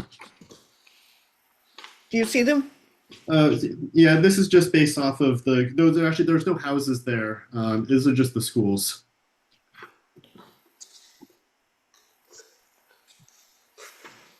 Lydia, do you have a comment? Yeah, I'd like to actually ask that the maker and the second person who seconded this retract it, so that way we can actually collaborate on this one with outreach. So that way we can actually just present the community. And I, for one, sitting on this particular committee, looking at the part of Oakwood that's split off and placed with the East Venice, Penmar area. And I'd have a lot of explaining to do. And the fact that I respect and honor my elders. And there's more than one map. I believe that one failed prior to this, needs to have a second look. And much so, as an original grandma, an OG of Oakwood, I'd like to kindly and politely ask respectfully that this get pulled back and we agendize this to work in collaboration with outreach and have a town hall of our own and meet our neighbors again, all over again. Not the Airbnb one. Thank you, Lydia. Was that a motion? Yes, I'd actually make that motion that we pull this, generate information, roll up our sleeves, and work authentically with our other committee. I think one thing that I'd like to add is, that the unfortunate nature of the deadline that we're facing here, because this committee had gone defunct right. last What's the year. Timeline? What's our timeline, Ted? We have to have an initial proposal, sent to AdCom and the full board of the VNC for their deliberations by next month, or otherwise none of it gets passed. So this is a situation where I think part of the question is, do we let perfect be the enemy of the good, because we kind of only have one crack at the apple here. So I'm kind of looking at this from a state of, well, we have Well, zero district area representation, and at least maybe we might be able to get some in a first step this way, and then hopefully improve it and refine right. it later. But much like the ad hoc committee that, taking some tips from Naomi Nightingale, Dr. Naomi Nightingale, we can have a couple of more meetings. I mean, realistically, this is important to, and everyone in the community has said outreach, outreach, outreach, and we can't really provide any. So I think that in good faith, not because it's more work, it's easy work. Outreach does a wonderful job of putting together events and supporting other committees and community as well. So I don't know. I mean, I think we should consider it. And I do have a motion on the floor if anyone wants. Yeah.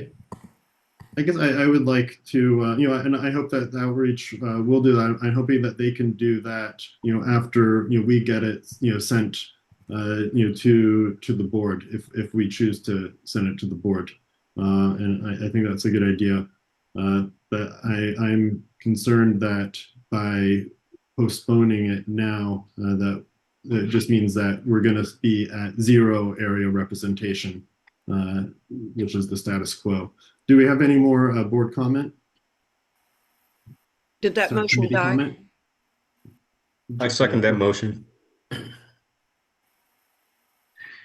right, so this is the motion to postpone this section. So let's vote on that.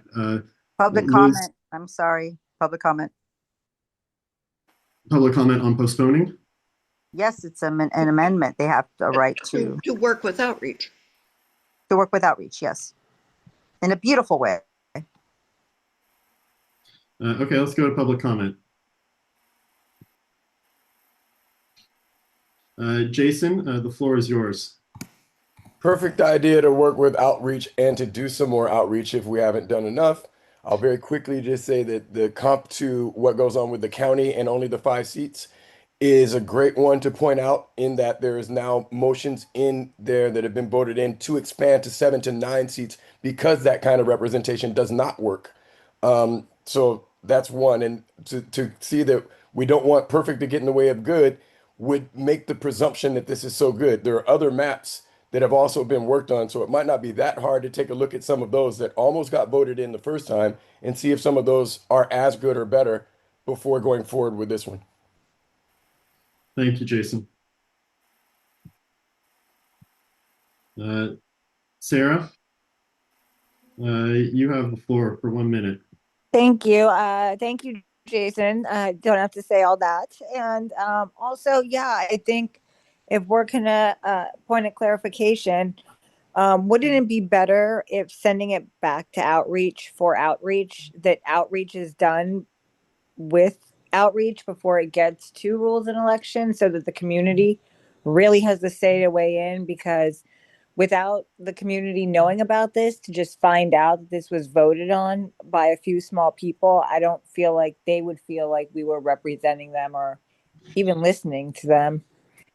So hopefully this can be postponed and really, really worked on thoroughly, and then everyone can come back and just get the work done, because I think that would be great. And then, it wouldn't be perfect, but it would be better. So anyway. Sarah.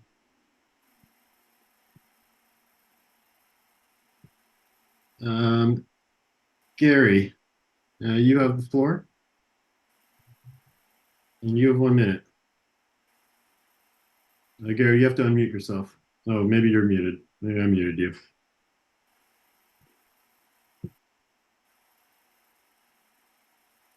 Okay, hi. Okay, this is a point of clarification. First of all, I just want to caution board members who are sitting in the audience to not editorialize and suggest. We're here for clarification. Just letting you know. I mean, I do know Robert's rules and actually the bylaws of the city and everything else. So, and I'm learning it very quickly. I want to be very clear. In order to make this motion, this is for Lydia, I believe. When you make it, you need to restate it. It needs to have clear timing, clear task, no ambiguity, and no procedural tricks. The reason for that is because it's gone to the floor and the public has heard it and commented. So you need to say we're moving it for this reason. It needs to be heard by the next committee, and here's the clear task. And that would be your amendment. Thank you, Gary.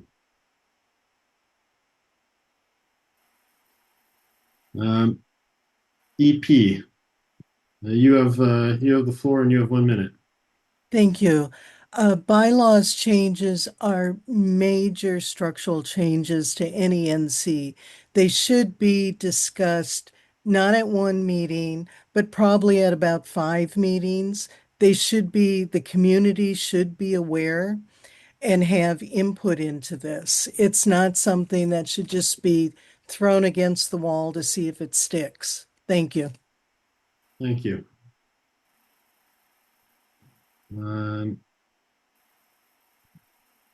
Helen, you have the floor. You have for 1 minute. Sure. My question is, will outreach be expected or required to inform stakeholders of what Bonk would expect a structural change, such as these internal districts, what they would be looking at as a requirement, not just, you drew a quadrants. And also, would outreach also then at the same time, another reason why it might go back to outreach, reflect that these quadrants reflect a significant change and reduction in the number of council members. So that also should be something that our stakeholders should be polled on. So there's a combination there. And I'm asking you, if you are sending this to outreach, will you make sure that the entire picture is disclosed to our stakeholders? Because you're talking about reducing 8 stakeholders from the 8 board members from the council. Thank you. Yeah. Thank you, Helen. And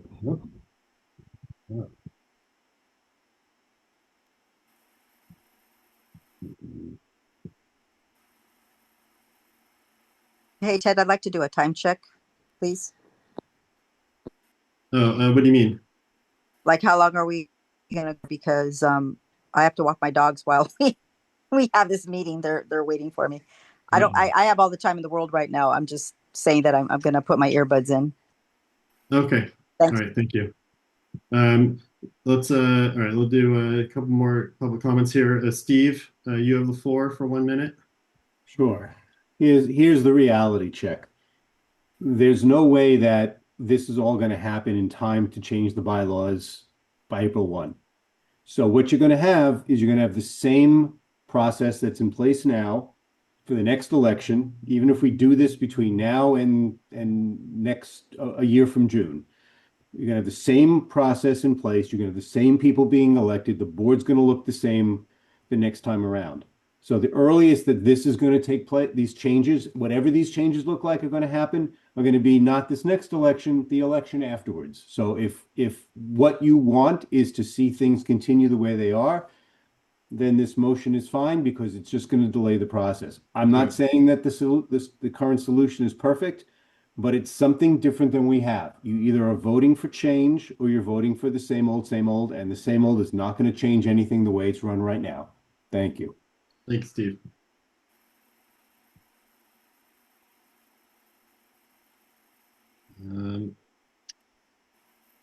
And Erica, you have the floor for 1 minute. Hey there. Thank you, Ted. Okay, so to collaborate with outreach, I believe there would have to be a lot more meetings offered to be able to make this happen. And I actually think that what was just said is not accurate, because if the bylaws are presented during for this summer is when they would get approved, and then the election is following that.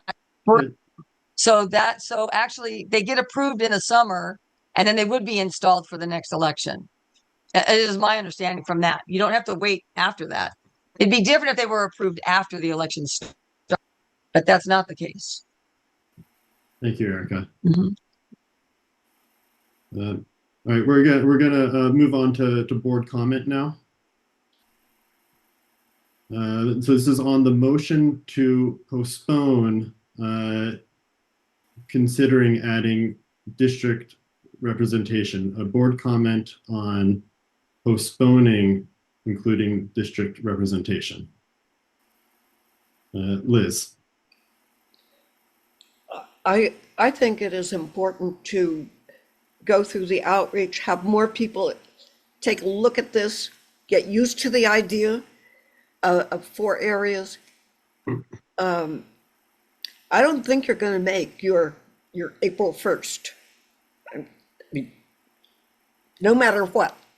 I don't think you're going to make your April 1st. So I am in favor of working with outreach on it. Thank you, Liz. And Lydia. might I say that Robin wasn't called on and she had her hand up? I see her hand. I apologize for interrupting.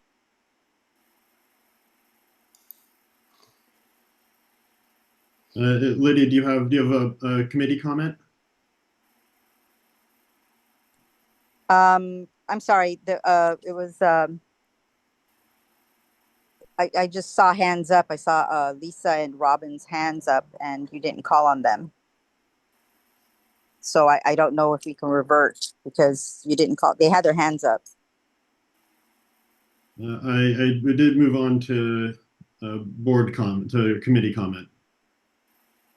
Okay, I'm sorry that you're going to skip over them. Well, I would like to volunteer for the next meeting to call on hands or do a list of so that way we're transparent and we're serving the people. I'm not. It's not that you are running the meeting. You're running the meeting greatly. We're actually all calm and cool and collected. So. My comment is this. My comment is that I think it's a great idea, and I think that we can make the meeting happen. And whether we meet the April 1st of all things deadline, sorry, I think that it's worth a try as opposed to having the entire community left out as far as outreach is concerned. And it is a requirement for done. He's the one. Look, he's upset at the meeting. And Don's upset. We're not. But not to take up any more time, I hope that I get a yes vote because it would be in good standing for the community. Thank you, Lydia. Do we have any other committee comment on the motion to postpone? I'd like to comment. Yes, Nick, go ahead. Just this nonsense that there's no community outreach is really insulting. It's insulting to all the work that's been done so far. We're having a meeting tonight. It will go to AdCom. It needs a 2/3 vote by the full board. To make the notion that there's no input is ridiculous, okay? There are people who are talking who have their own personal interests of how to get reelected, and they want no change at all because tonight is any indication of what's going to happen. Nothing will change. And this board is dysfunctional. It's dysfunctional in size. It's dysfunctional in its whole approach to community affairs. It needs radical change, and it needs to happen here. And people are dismissing it and not even giving it the time of day. And that's what's really sad. Thank you, Nick. Do we have a more board comment? Well, James, I do have to address that. I want to give everyone a chance to comment once If before I get a anyone second round, comments thank twice. James, No comment. No comment. And I want to have my comment too, which is I don't think that we should postpone this. I agreed that with Nick that there are still 2 full steps in this process, and where outreach will have a chance to do their role too if we can get it moved forward. They're going to have 2 more chances to do outreach and 2 more chances for public comment. So I'm in favor of saying no on the postponement, so that we can move it forward, so that those outreach periods can happen around this, because otherwise the most likely scenario is that it doesn't happen for the next 2 years.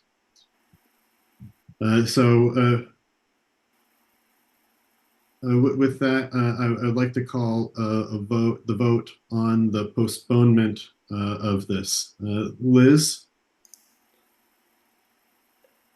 No postponement. Lydia, Yes. James,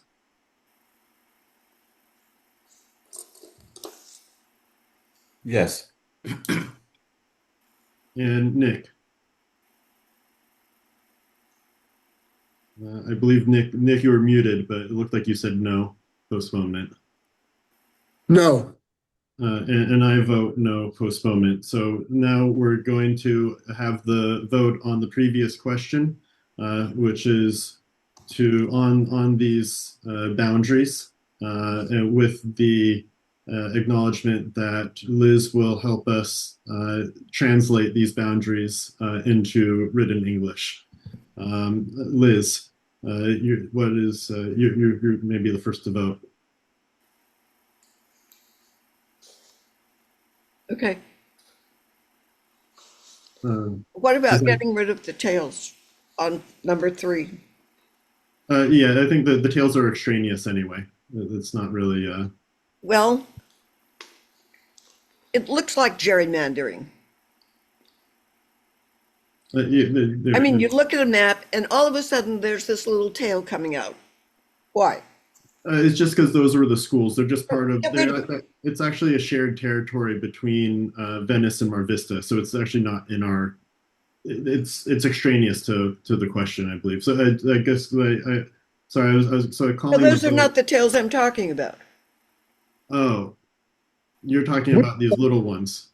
Yes, Which zones are you talking about, Liz? I see. One looks like it's Ocean Avenue. I'm sorry. We already had moved on to the vote. The point I do want to answer your question though, which was this was And the other is Washington Boulevard. This was in order to get those population numbers just as close as possible. Oh, so you're off by why. 15. Who cares? Exactly. So you voting on the existing map that's the question. With the understanding that you'll help us. I move you get rid of the tails. So you're no on the existing map. I would like to have the tails removed. We know that the tails are the structures or the streets and neighborhoods. I mean, I've looked at many maps in reapportionment. I'm sorry, guys. We're moving beyond board discussion, and we're voting on the map as it's drawn now, including the tails, unfortunately. And there'll be opportunity down the road to fix that if it's such a big issue. There will be opportunity to fix that. So let's start over. Liz, it's your vote. No. No. Lydia?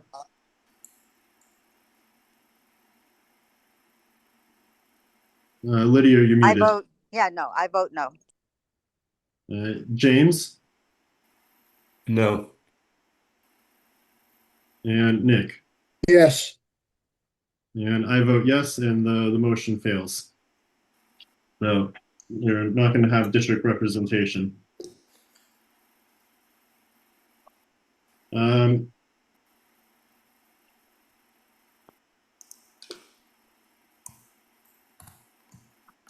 Just a historical footnote. People are concerned about gerrymandering. The term gerrymandering comes from a gentleman named Eldridge Gerry. Sorry, Nick. We're gonna move on to page 8 here. The governing board.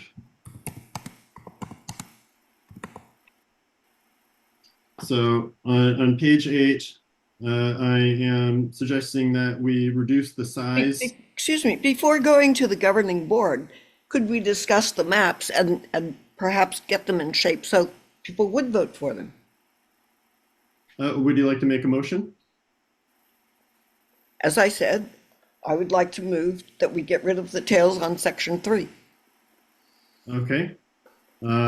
Larry, so let's I'd be okay with that. So we'll remove the tails with section 3.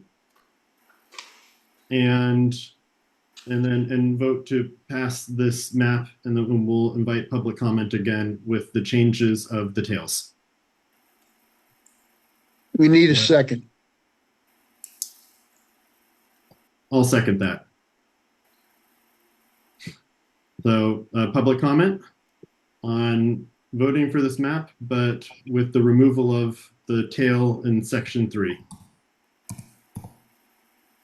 And Lisa, I'm going to call on you, and you have the floor for 1 minute.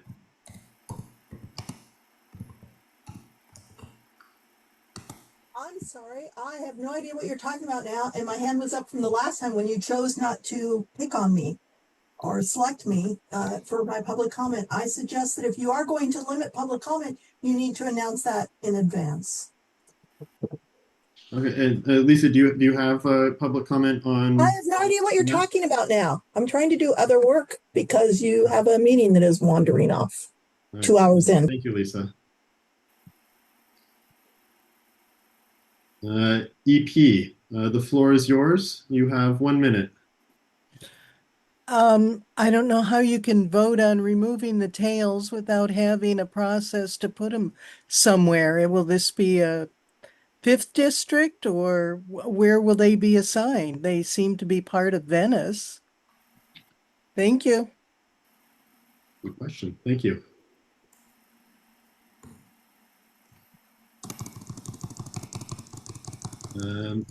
David, you have the floor for 1 minute. Thank you. That was exactly what I was going to say. May I very diffidently suggest that you simply use the amendment to describe the block, say which currently was part of number 3, and then decide which zone you're going to ascribe it to. And especially because I assume it, from what I can see, go with either 2 or 4. So just from a purely procedural point of view, it might make sense, instead of using the phrase "the tail," to simply say, "I move that the block described by bounded by blank, blank, blank, and blank be moved from District 3 to District 2, and therein we adopt the map." That's all. Bye. Sorry. Thank you, David. And Helen, you have the floor for 1 minute.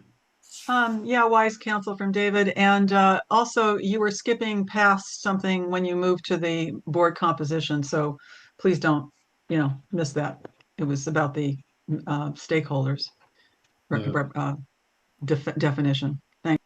Thank you. Actually, just to address Helen's comment there in real time, it was erroneous text that was comments that were somehow included from Dunn that were there. It wasn't actually a change to the bylaws. Am I still not muted? Because that's not accurate. That is actual language in the template. That's a city ordinance and a definition of stakeholder. You can't. All right. So yeah, the thing in the brackets here, though, that's not bylaw language. It was comment language from the city that erroneously was included. But back on our previous on the motion. Jason. I think this goes across a couple of things. The question as to whether or not outreach has been done is not an accusation that outreach wasn't done, and expecting attendance to our meetings, be they this meeting or AdCom or anything else, that's not outreach, that's inreach. So just last one, I do want change. We all want change. I was in firm agreement, and I'm not editorializing. I'll just say not all change is progress. Thank you, Jason.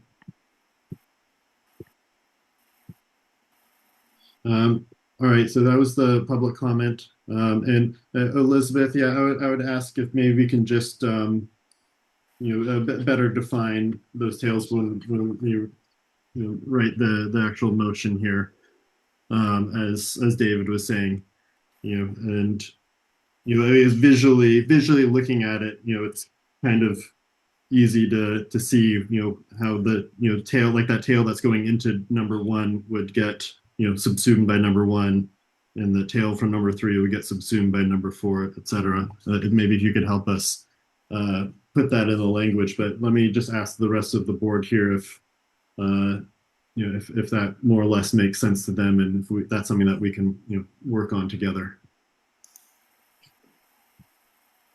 and I'm inviting board comment at this time.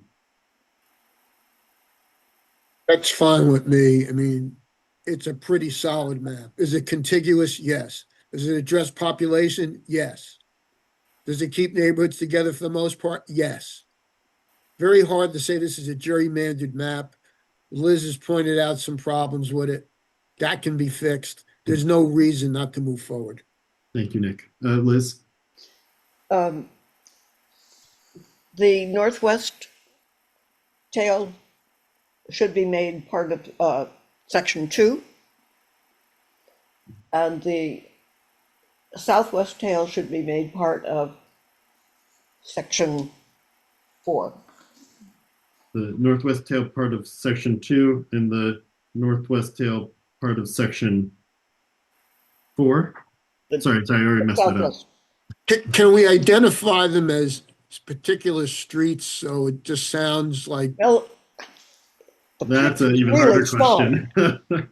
But I think if we have at least conceptually, I think we'll be able to figure it out.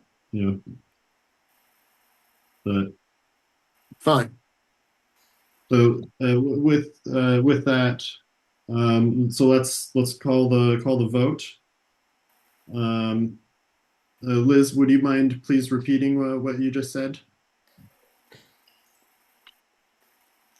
Okay, I move that the tiny sections that are on section 3, the one on Washington Boulevard pointing northwest, shall be cut off at Washington Boulevard and made part of section 2. The little tail pointed. Oh, sorry, that's actually Venice Boulevard. Is that Venice? Yeah, that's Venice. Okay, Venice. Venice is a good street. Okay, the little tail that is Ocean Avenue should be cut off at Ocean Avenue and made part of section 4.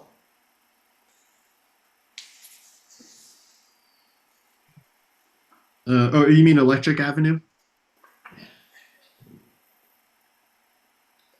The only one I can read says Ocean Avenue.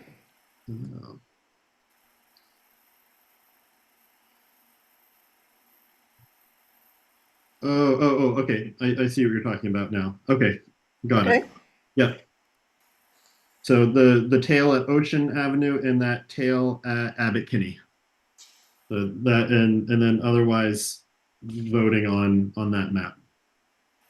So calling the vote, Liz to pass this map. Yes. Lydia.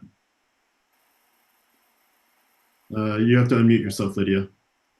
No, I know. I'm sorry. I had to walk my dogs. They weren't waiting. I vote no. James. I vote no also. And Nick? Yes. And I will vote yes. And the motion will pass.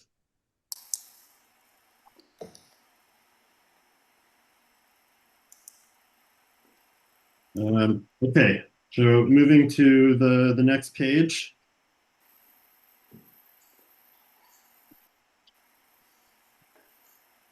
Article 5, the governing board. That is page 8 on the document, James. Need to be addressed here? No.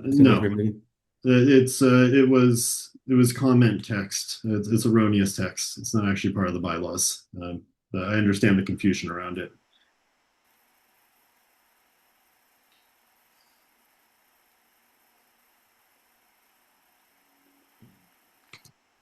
So Article 5, governing board, the idea here is to reduce the size of the Venice Neighborhood Council from 21 to 13. This would mean having 4 executive officers, 4 of these district chairs, and 5 at-large members. This would do away with the these function chairs that are currently included, like the communications and outreach chairs and the land use and planning chairs, as elected stakeholders.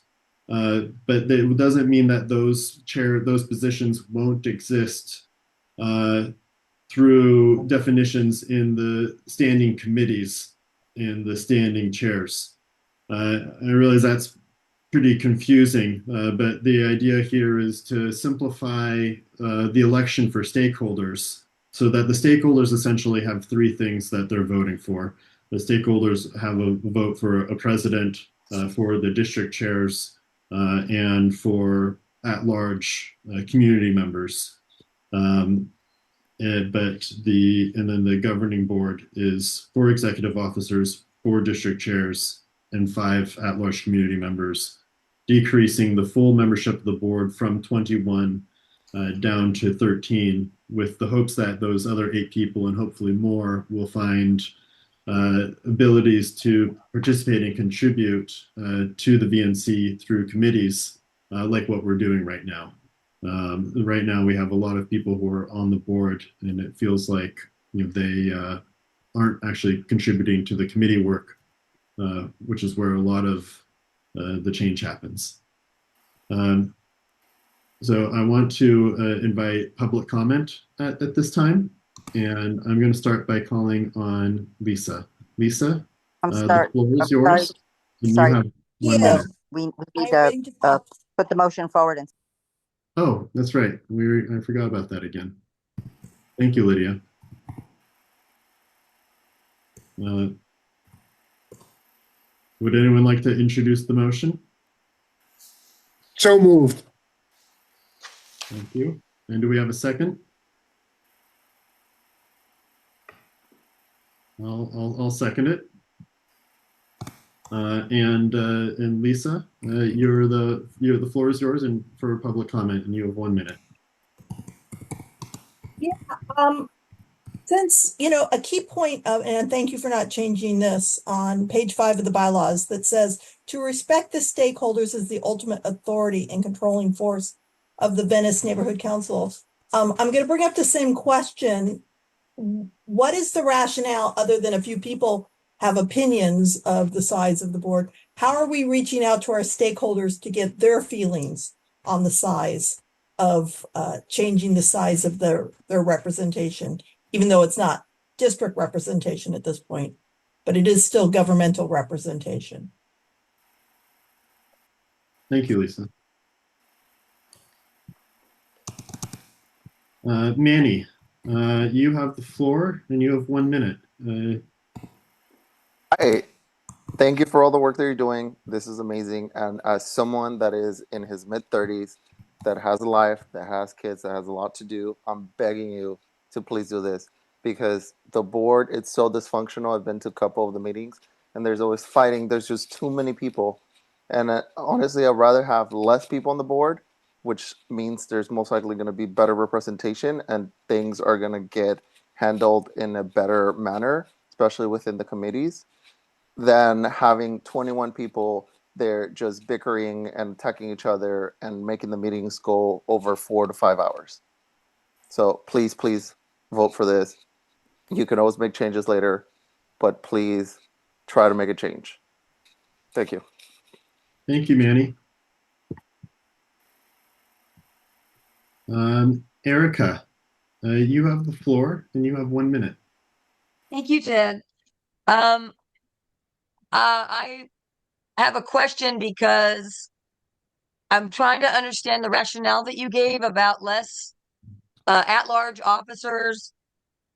That if there's less at-large officers, I'm hoping I'm understanding this right. There's less at-large officers, and that means more people will participate on the committees, because it is true that the description of an at-large officer, every single one is supposed to be on a committee or chair a committee. That is what their role is, and it is true that not everybody who is an at-large officer on the board does that, even though that is one of the requirements. I'm just not sure what the rationale is that all of a sudden they all will do what they're supposed to. I'm not sure.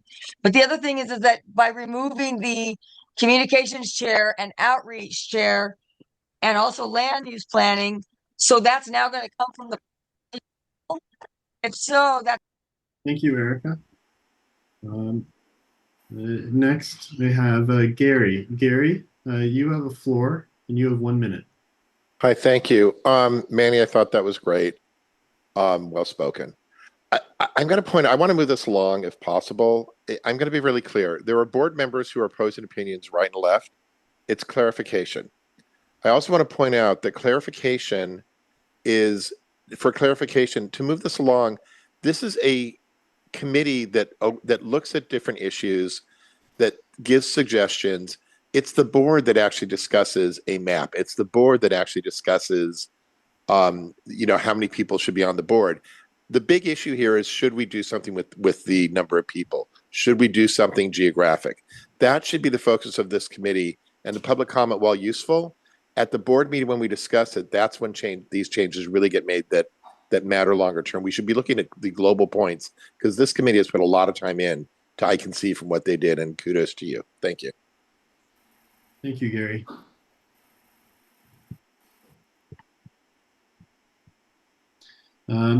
Helen, you have the floor. And you Oh, have 1 Gary, minute. I didn't hear a question from you at all in that statement of opinion.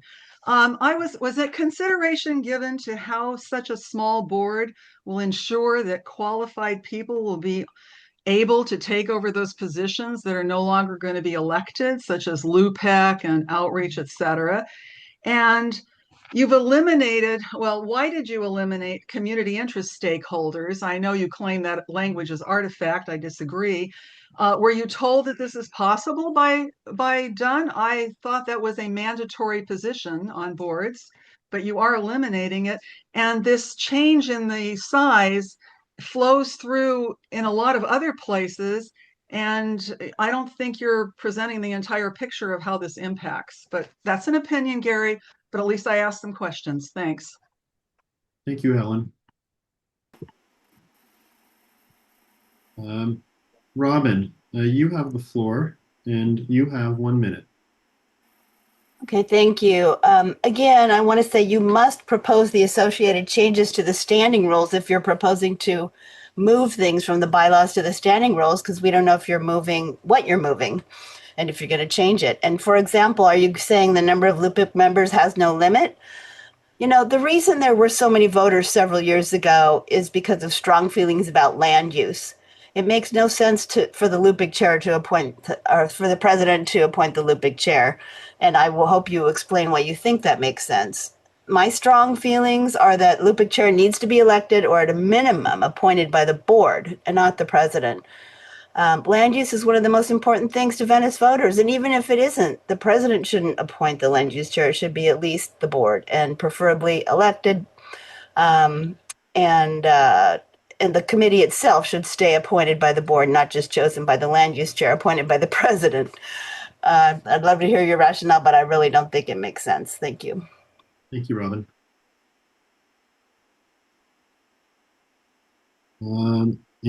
Zoom user Sarah, you have the floor and you have 1 minute. You have to unmute yourself. Yeah, I just completely lost my train of thought. So maybe come back to me if someone else is speaking. Otherwise, Thank you. Lord. And I think the last one is EP. EP, you have the floor for 1 minute. Thank you. I hope you realize by reducing this to 13, this means every board member is going to do a lot more work, which that's okay. You cannot eliminate the community interest person. Dunn Bonk, the city won't let you do that, so you should put that back in. And does this mean the stakeholders will get to vote for all 13 positions? Thank you. Thank you. And Celia, Celia, you still have your hand up, or did you take it down?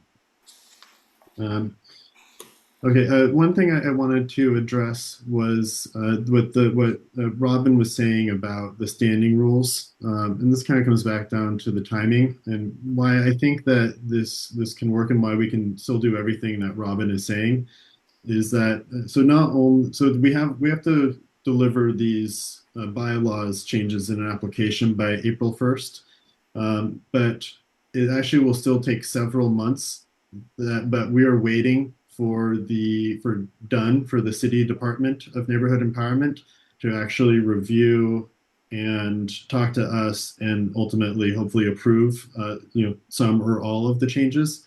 And so we'll have several months between the time that we get this first step done to then address the standing rules. So even though it feels like we're kind of, we're doing this one at a time, these things will be done in parallel. It's just that, obviously, we can't do everything in parallel because we all are living in real time here. So what I'm hoping that we can all kind of keep in mind is that this is something that we get one step done and then we're kind of doing the other step in parallel, with these changes in mind. And hopefully that's something that we can collaborate on together in good faith. But with that, I would like to invite a committee comment. Liz, I see that your hand is up. Yes, I cannot overemphasize how strongly I want land use planning to be an elected office and to be a board member. The background is initially it was not an elected office as such. So you wound up with somebody being land use chair, and the people that person picked got to be the committee. There was no check on skill set. There was no restriction on how many board members could participate. The whole thing was a disaster, a total disaster. It helped when we went to electing the chair. It helped even more when the number of board members was restricted to chair only. It is the most important committee that the neighborhood council has. It is the one the rest of the world looks at. Definitely city planning looks at it. Very, very important. The other recommendation I have is how are you going to make sure one or more of the candidates running for the board have the skill set required to handle communications? It's definitely a skill set, and that should be a board member. Thank you. Thank Is you, that a Liz. motion? No. No, that was a recommendation.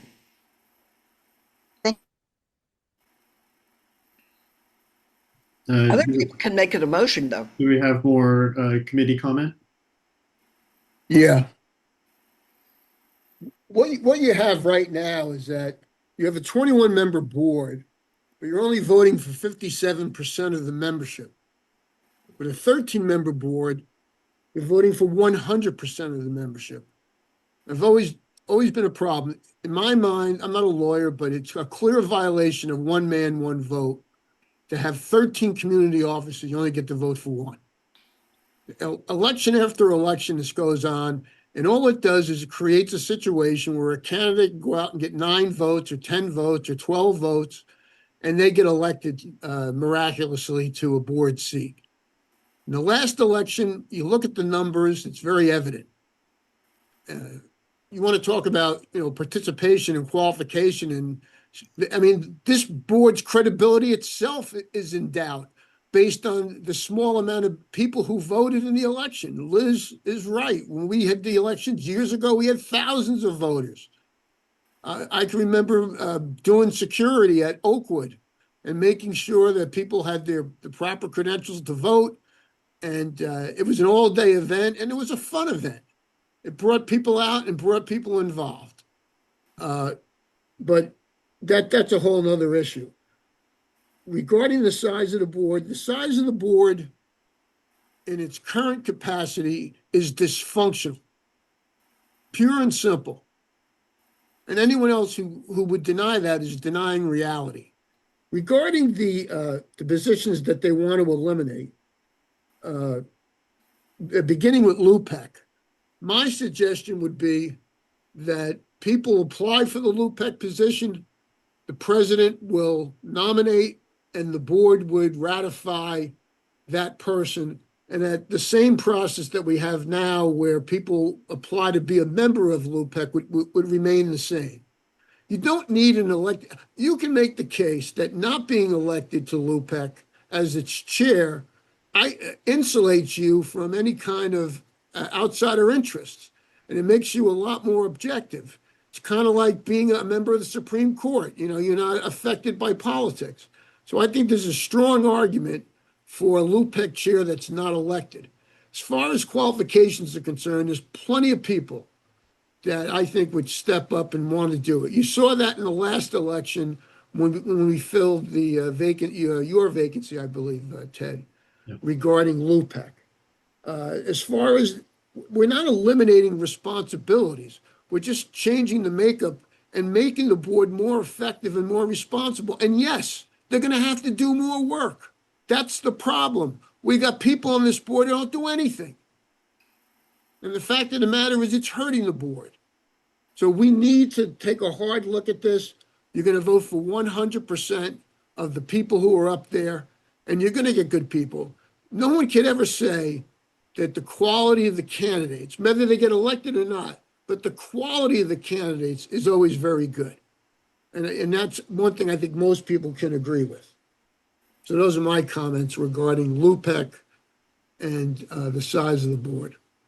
Thank you, Nick. Do we have anyone else who hasn't had a chance to comment once who wants to comment? I have some corrections and such. Right. I think that Lydia, did you just unmute because you want to comment?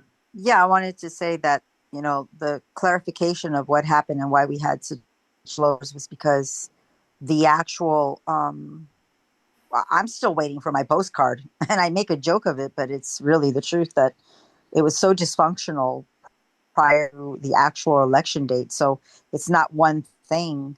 And I've never felt less represented than this particular board, simply because, as I say tonight, you know, we have one board that has two people of color, and everyone says, well, yeah, we have one person of color, one person of color. And it's not DEI, it's actually feeling represented, seen, and heard. And that's the frustrating part, is that while the Black, Indigenous, and Latino population of Venice is dwindled down to probably less than 21%. Someone recently told me 19%. I'm going to say that everyone's representing the people they represent. And I'd like to be forthright and say, I wanted to ask our Liz if she was actually trying to make a motion before she was cut off. With all due respect for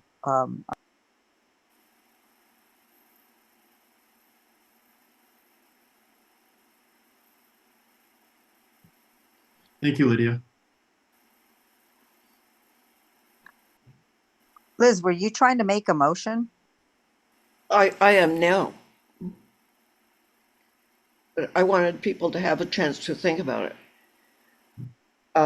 James, do you have any comment on this? No, but I will have to get off. That's my only comment for now. I'm sorry. Yeah, sorry. This is going on so long. Yeah, so someone has to take over the share screen. All right, that sounds good. So could the record note that James King is leaving the meeting at 8:29.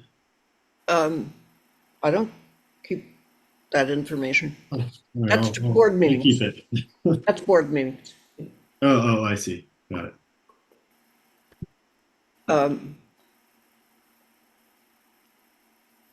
Okay, so someone will have to take over the screen share. I'm stop sharing now.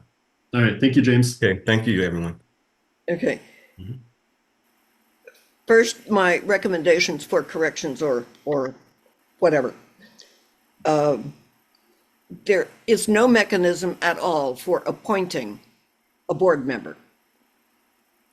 So throughout the document, get rid of appointed. It is confusing to people. What's the difference between elected and selected?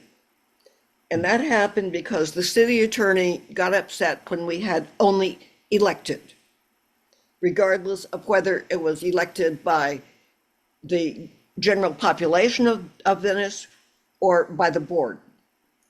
If it's by the board, it had to be selected. Right. So I would like to change the wording to stakeholders in regularly scheduled election who are elected in regular, got that one, or selected to fill a vacancy. Elizabeth? Yes. I agree with everything that you're saying. Would you mind if we put off these changes to the next meeting? So I don't that care. we can get to, there's one more section in here But that I want to be able to get to for this big meeting. But then we'll amendment make I that change. want. Do we actually need a point of clarification? Do we actually need to vote on this? Can't we, since we haven't voted on it, can't we simply insert this now and just vote on it? Do we have to have a separate? I don't believe we need a separate vote. We Oh. can just make the changes now. That's fine with me. Yeah, I'm okay with that if you guys are. Yes. But the big thing I want to include in my motion is to keep land use planning So yeah, that's what I meant. I want to fair separate as an that out. elected office and board member. Yeah, so I want to separate that out from the language changes. I think the language changes are non-controversial, and we'll be able to do those by. I think we should be able to do those by unanimous consent. But your point about the LUPEC committee is material. You know what I'm saying, or did I lose you here? If Liz wants to make a separate motion to amend, then fine. But the other language stuff, we should just insert. That's housekeeping. Yeah, that's housekeeping. That's housekeeping, exactly. So, you know, from my, my point of view, you know, I don't have a super strong opinion about Lupek being elected or not. You know, my thinking was just I wanted to make this simpler for voters so that we can get more participation in our elections again. And I think we do have a lot of folks who are, you know, part of the council who, you know, have those backgrounds in development and architecture, and I think we can still be able to state some of that in the standing rules, and that we can still have the same procedure for populating that committee in the standing rules. I'm just not sure. I don't have strong feelings that the LUPEC committee person needs to be a specific elected chair. But I think that you could effectively make Liz the does. argument that taking the LUPEC chair out of politics, not having to campaign for the job, is a good thing.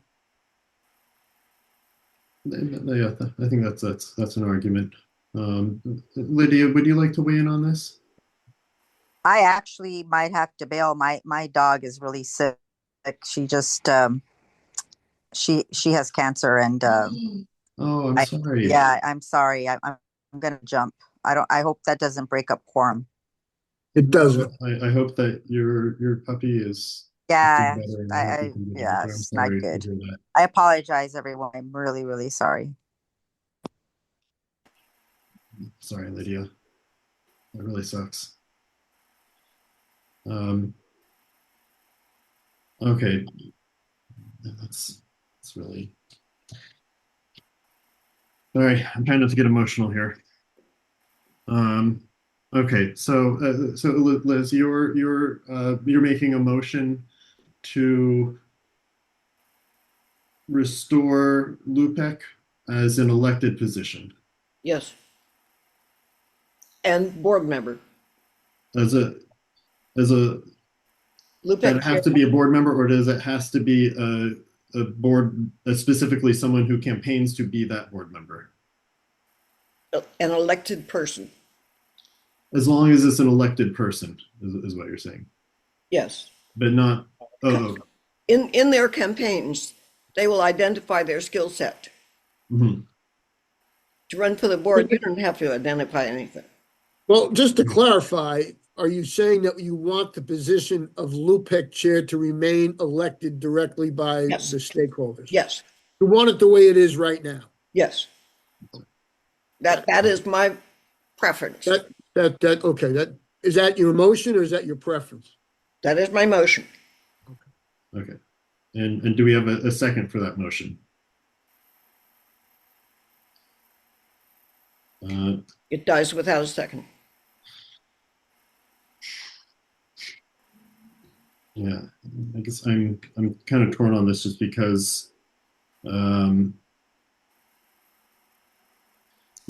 think my thinking is I don't want it's a right in the way that LUPEC works right now. I have concerns that it's mainly a reactive role to the applications that are coming from the city, but it's an important role that there needs to be accountability around because we've had issues in the past where we've had folks doing nothing with the committee for a long time, and we've also had folks where there's questions about their fitness for that role. Is that right, Liz? Excuse me? There's been questions about the fitness of people serving on that committee in the past, or that they have conflicts of interest, for instance. No, there have been concerns about infighting within the committee. And let's be power frank, struggles within the committee. If there's a way for you to stop that, is St. Francis of Assisi going to become chairman? I mean, Yeah, I think what I would like to see is that this is something that we address in the standing rules, but that it might not be someone who is campaigning specifically for that role. So yeah, I'm not gonna second it, and then I'm gonna suggest that we move on to vote on this page 8, these governing board changes. Just keep in mind too, if you have a very competitive election for LUPEC chair, what would it take for some developer to just throw $5,000 at a candidate? I think I'd like to think that especially if we had my main motivation is I want more people to participate in this election. That the more people we have participating again, the more scrutiny there is on the people who are running. Yeah. And my point is simply this: you're insulating the position from outside influences. Yeah, I guess I want to believe in the best in people, and personally, I believe that the best counter to money in politics is people in politics, and that if we can get more people voting, then we're going to have people in office who are more accountable to the stakeholders, and that there'll be a higher bar to being on the board by getting more people involved. So I'm going to call the vote. Liz? Yes. How do you vote yes? Nick? No. Sorry, this is voting on the changes as they're on the page. Restate the motion. I'm confused. Sorry. Okay. The motion is to approve the governing board with the smaller number, the 13, and with the elimination of land use and planning, communications and outreach, and community interest officers as specifically named elected fields. Yes. And I vote yes. And so that passes. Moving on, I'm gonna just withdraw this next one where I mentioned here. So if we go to page 9, here, I'm going to share the screen so everyone knows where we're at. I want to, nope, what am I gonna do?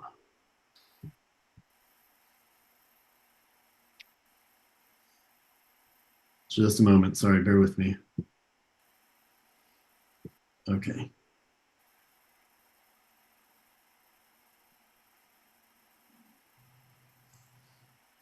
This is,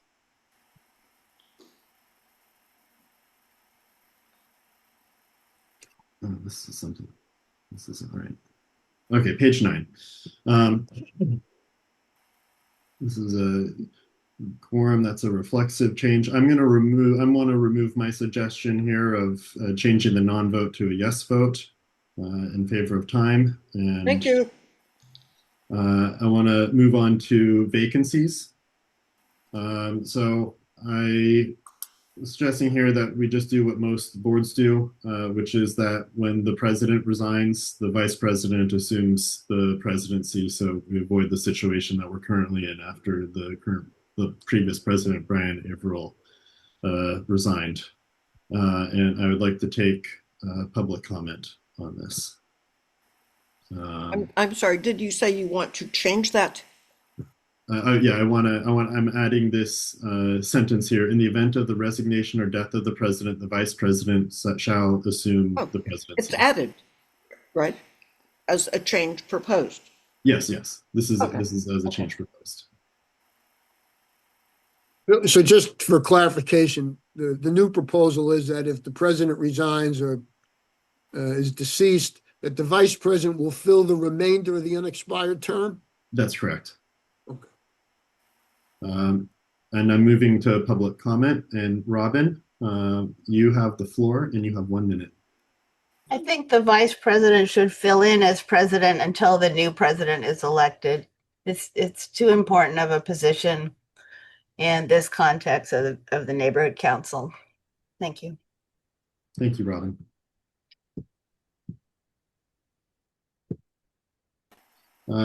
Helen, you have the floor and you have 1 minute.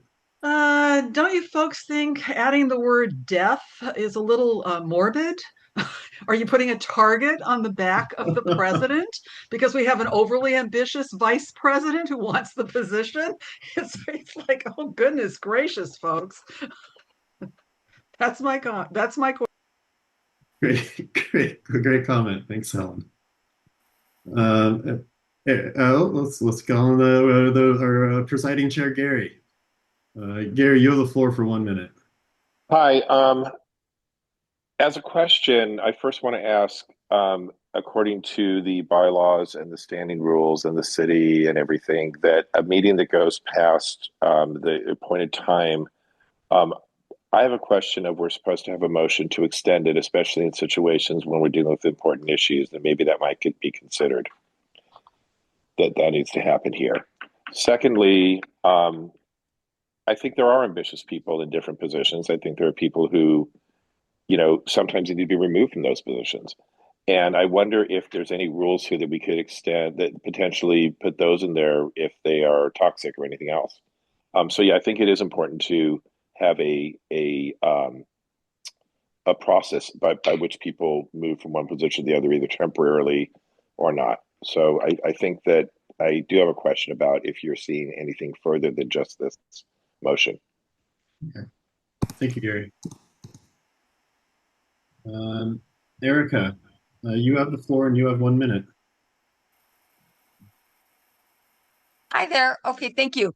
I believe that the way that it's structured right now, it is temporary. That the vice president steps in temporarily until the president can be, re-voted for a new person. Because if you do the other version, then now that would open up the vice president's position. So I don't know what the rationale is to make it a permanent position if the vice president is standing in for the president. I'm not sure what the purpose is for that. Can you explain why that would be necessary instead of just doing what it is now, which is now that's a vacant position that now needs to get filled? Because I think that if it is, I think that might impact some people who might run for vice president, because I think there's some people possibly running for that wouldn't run if they knew they might have to end up being the president. You know what I mean? I don't know. I don't know what the rationale is. It'd be Would you important to want know that that. person? Thank you. Thank you, Erica. David, you have the floor and you have 1 minute.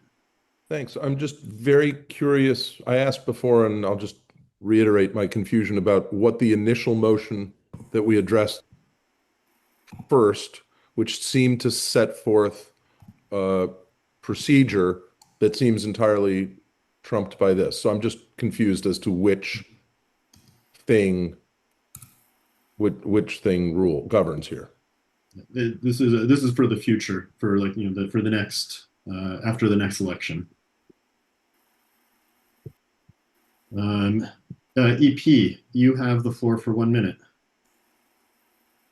As this is the second time to comment, if these bylaws are approved, they will be in place for the next election as soon as they're approved, not the next election. The other thing, after the sentence you're inserting, I think you should put until the vacancy position is filled, because it's always assumed that an AP anywhere is a temporary position for the presidency.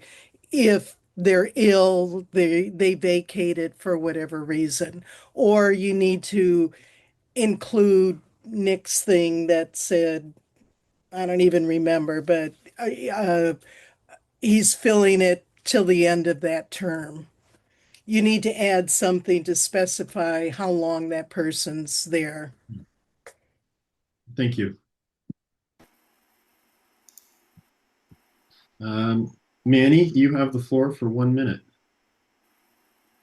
I will agree with the previous comment about adding something in there that if the president's sick or isn't able to attend, that they're holding that position temporarily and that it's until the end of the term, so that no one goes the legal way and says, well, this says this, so now I'm allowed to do it. And we all know how people love to sue the city and everyone, so.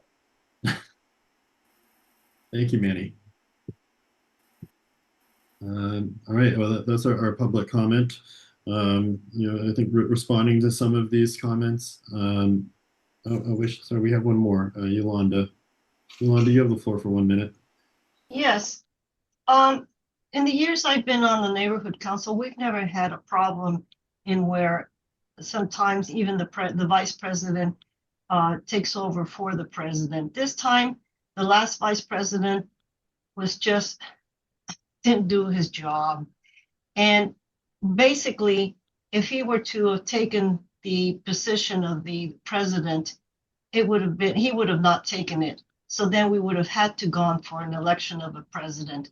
But I am in favor that if the vice president has put in hard work, because it really is a lot of work. It really isn't a 48-hour job, and he's able and capable of being the president. I think that should be in place. I know that several people just are really debating on the vice president to take in, but he would be an excellent president. He has really worked very hard. Thank you. Thank you, Yolanda. All right, so moving, Jason. Jason, would you like to speak for 1 minute? You have the floor. Hey, really big fan of the outgoing president, really big fan of the standing vice president. Curious to know, and I won't ask about outreach again because I don't want to be accused of accusing, and I don't want to editorialize. I just have a couple of things I don't understand. Whenever any other position that's like an LUPEC or any of the other heads, we just hold a special election to fill that position. The reason I ask is because, as someone just mentioned, the vice president role is a lot of work and takes some doing in and of itself. And I don't believe that we'd be able to move a VP up into the president space and not have someone doing that work. I won't talk to the last general election, but sometimes I think the people like to select who will be up next instead of having it selected for them arbitrarily. Is all I'm saying. No. Just curious how that VP gets fulfilled in this instance. Thank you, Jason. And Lisa, you have the floor for 1 minute. Yeah, I know Gary's been on it a lot tonight about our clarifying questions as opinions. But when people are offering direct opinions as a board member, stating who they'd vote for and whatever, that is not allowed. And Ted, as a chair, you should be cutting off people who are directly doing that Oh. as a board member. Unacceptable. Thank you. So, and Lisa, do you have comment on this? No, I do not. I just need you to stop those kind of opinions from happening. Thank you. All right, so let's move on to our committee comment. Liz, I see your hand is up. Yes, I have some housekeeping things. Okay. We're gonna start calling you Mr. Clean, Liz. Mrs. Clean. Well, I actually read all this stuff. And for quorum, the stuff about the committee quorum should be under committees, not under the board. Oh, sorry, which is that? I think this was something I meant to get clarification from you before, because I think this was something was unintentional. What are you referring to? Under quorum? Quorum for committees. The board shall have a fixed quorum. All about the board, floating quorum is not allowed, and now you go into committee meetings. This was the previously approved language. Understood. Hmm. I'm not saying you put it in. I'm saying it should come out. Clean it up. We can do that. It's housekeeping. Would you mind adding that to our housekeeping list? Got it. Thank you, Liz. And what about on this succession issue? And part of my amendment has to be changing that treated as a non-vote. Yeah, you can't just. Yeah, I reject that. I retracted that. I retracted that. True, but it's in writing. Fair point. Thank you.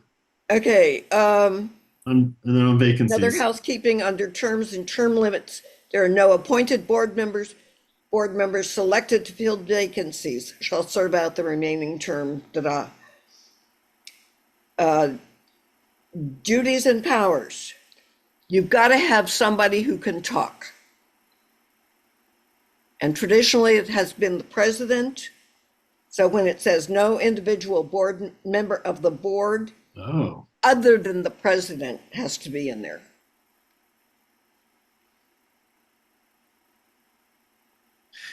So actually, you're right.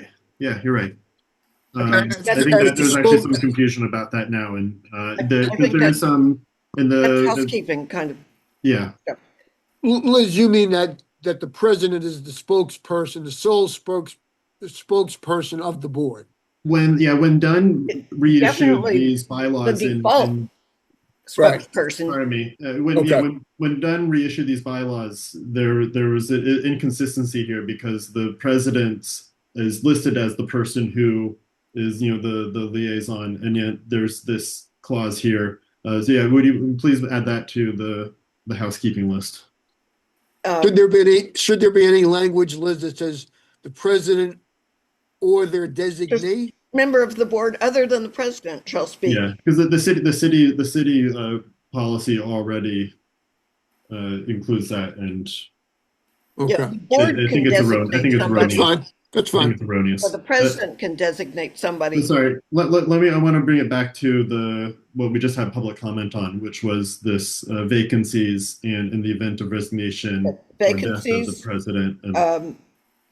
That will be part of what we vote on because it's already here. Okay. I don't agree with it. You don't agree with it? Okay. I just don't agree with it. And you have further comment? So my motion is to take out the quorum committee stuff. Oh, I'm asking you to keep that. We don't need a motion on that. Since we just have public comment on here. Liz, I don't think we need a motion on that language. Yeah. And my motion would be to eliminate the vice president becoming the president. I want to save us some time here, and I just want to say that I agree. Hearing everything everyone said, and what you said here, Liz. Let's my thought here was it would be easier for the voters to understand that the vice president takes over when the president goes, but I think after hearing everything, I would like to retract this anyway, and Yeah, so we can move Venetians are on. smart. They can figure it out. Yeah, and we'll leave it the way it is. So what are we voting on? We're not voting. So we are Okay. crossing out in the event of the So we're resignation. leaving it the way it is? We're leaving it the way it is. In the event of the resignation or death of the president, the vice president shall assume the presidency. I'm taking that off the board. Okay. Yeah. I don't think any of us care that much about it. Yeah. Well, people who run for vice president should be qualified to be president. I mean, I think that's so. what the voters should, that's their responsibility Yeah, but to we don't elect have someone.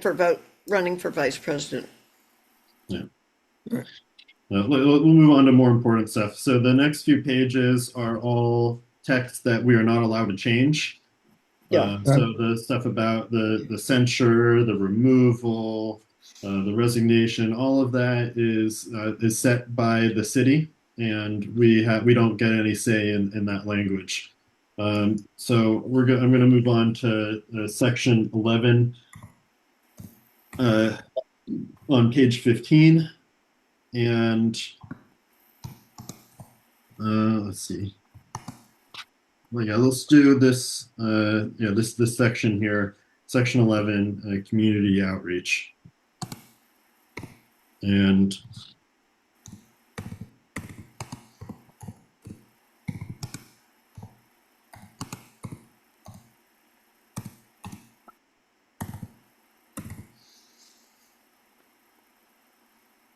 okay. And I think this will be the last. If this is all right with you guys, this will be the last one we do for tonight, since we're almost at 9 o'clock here. How much more do we have after this? Let's see. Yeah, can we call it? Standing committees. It's not really something I feel like we need to fight about right now. I think if there was one other section that we would fit in, it would be. Let's finish up what we can tonight. Yeah, that's fair. Yeah, I think we should. I want to do the administration of election. I think that's important. So let's do these. Let's do these next two. Let's do this community outreach.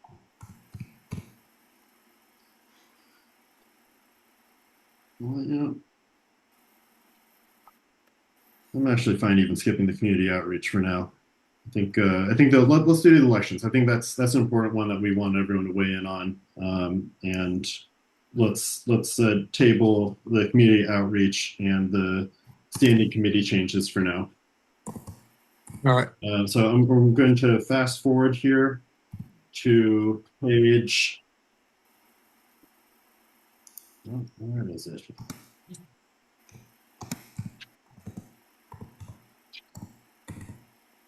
Bear with me. Administration of elections, 24. I'm going to pull it up on the screen. Okay.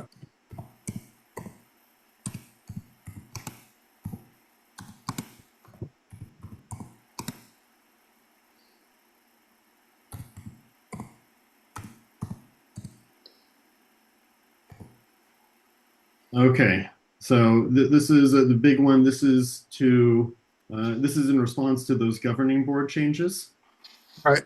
And the main thing here is that under this new governing board structure, the voting would mean that we're voting for there would be 8 community members who are running for election. Voters would be able to vote for 4 of those 8. There would be 1 president running for election. Voters would be allowed to vote for president.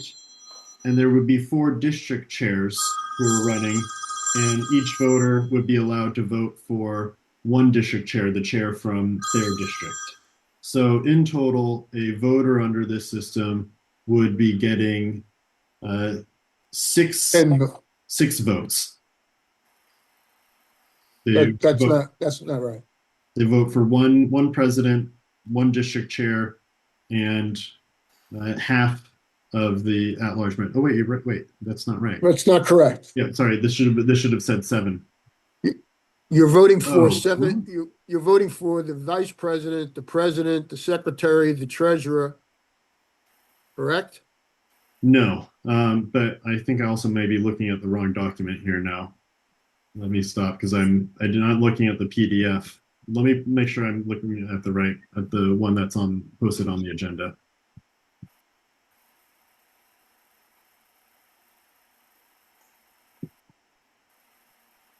This may have been an error that got through. I suggest you go to the eye doctor at Costco after this meeting.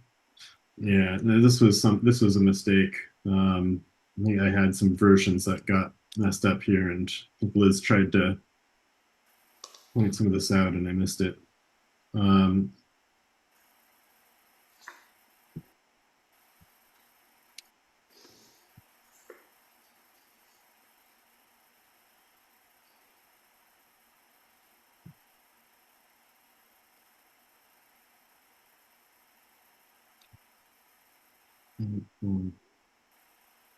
yeah, this is so. I'm gonna propose a motion on here is that there should be 7 community members, not 8 like it says here. That there are 4 district chairs, and that there is 1 president, and that the executive officer, those other executive officers, Nick, that you mentioned, would be selected from the community officers who win election. So the only one who would be selected by the stakeholders would be the president, and then the board that comes through on the other side of the election would, as a counterweight, would choose the other 3 officers of the executive board: the vice president, the secretary, and the finance chair. And that voters would be able to vote for 4 of those 7 at-large members, 1 president, and their 1 district stakeholder. So we're not going to vote anymore for vice president, secretary, or treasurer? The board would vote for those, and the stakeholders would only vote for the president. I think we need to reevaluate that. We should ask for public comment first. Well, actually, I should ask for a second first, but maybe that dies right here if there's no second. Liz? I have no idea where you are. Wait, am I sharing my screen here? Page 24. That doesn't mean I can read it. Don't worry, Liz. It's going to die for lack of a second. Yeah, well, it'll die if you don't second it anyway. Okay, what happened to the pages between where we were and where you are? I would say in favor of time, since it's so late. I thought that this was a meaty issue that we would like to get public comment about and to prioritize it. And since this is one of those things, those threads that you were talking about at the beginning of the meeting, that ties back to a section that we already went through with the governing board. So this would be how we elect the governing board and how that the executive officers get assigned. Okay. And what I was suggesting is that there would be 7 community at-large members who run, a president seat, and those 4 district seats. That the president would be the only executive officer elected by the stakeholders, and the other 3 executive officers would be selected by the resulting board after the election. And that voters would be able to vote for up to 4 at-large community members out of the 7 openings. So Why is it 7 and not 8? Because to have 13, and I I think this was an error I made when I was doing my comments that I adopted I thought I had changed 8 to 7, but it went back to 8. So 7, wait, am I wrong? Oh, maybe I am wrong. Oh, geez, sorry, it's so late. You're Okay. right, it would be 8. 8, 8 What plus is 4 plus 1 is happening 13. is All right, you've you're got right. community 8. interest in here, Yeah, you're and right. that is the issue. It'd be Is 8, you're there right. or It's is 8. there not a community interest seat? No, there would not be a community interest seat. If there is no community interest seat, Are we required to have that position? We Not need according clarification. to the document that Bonk was circulated, where so basically they have they kind of highlight in their document. They say these are the sections you can't change, these are suggestions, and then here's the stuff that you're free to do. And the community interest officer was if we're to believe their version, it's something that we're allowed to change. It's not required. It's Is it's is something that that part, they propose. is that part of this overall motion you're making? I'm proposing that. Oh, man, this because is you have a community interest board member. yeah, yeah. This is not what I thought. Fortunately, this is on me. This is sloppy. Um, well, I think that this is something that we'll have to rethink. I'm gonna suggest that we table this for now. It's getting late. It seems Yeah, like everyone's getting tired. The only thing I would say is that we have another meeting this month yeah. Let's do and that. and pick a date, within the next 10 days. Uh, we got two big meetings coming up. We got the 12th and the 17th with the presidency. I would try to have this meeting somewhere in between, our next meeting somewhere in between those two meetings. The 12th and what's on the 12th? The 12th is AdCom, and the 17th is the actual board meeting where you elect the president. Hmm. And I recommend do not submit anything to AdCom yet. Right. Yeah. Right. Because we don't know who the president's going to be. Well, we want it to be a package. Yeah, I agree. It should all go. This it should be package all- are the recommendations from the Right. committee. That's right. Exactly. All right, let's table that for now, and I'm gonna move to adjourn the meeting. I agree. All right. Yep, All right. yep, Thank yep. you, everyone, and thank you for your patience and all this. You did a good job. Look, there's a lot of information here that people are going to look at. And look, it's a process, and this is the first leg of this process. So the notion that there's no community input is just false. Yeah, I think we're doing the outreach here, and we'll be doing outreach each. We have another the next meeting. steps. Let's make sure that we properly advertise it and and promote it. Yeah. All right. Thank you, everyone.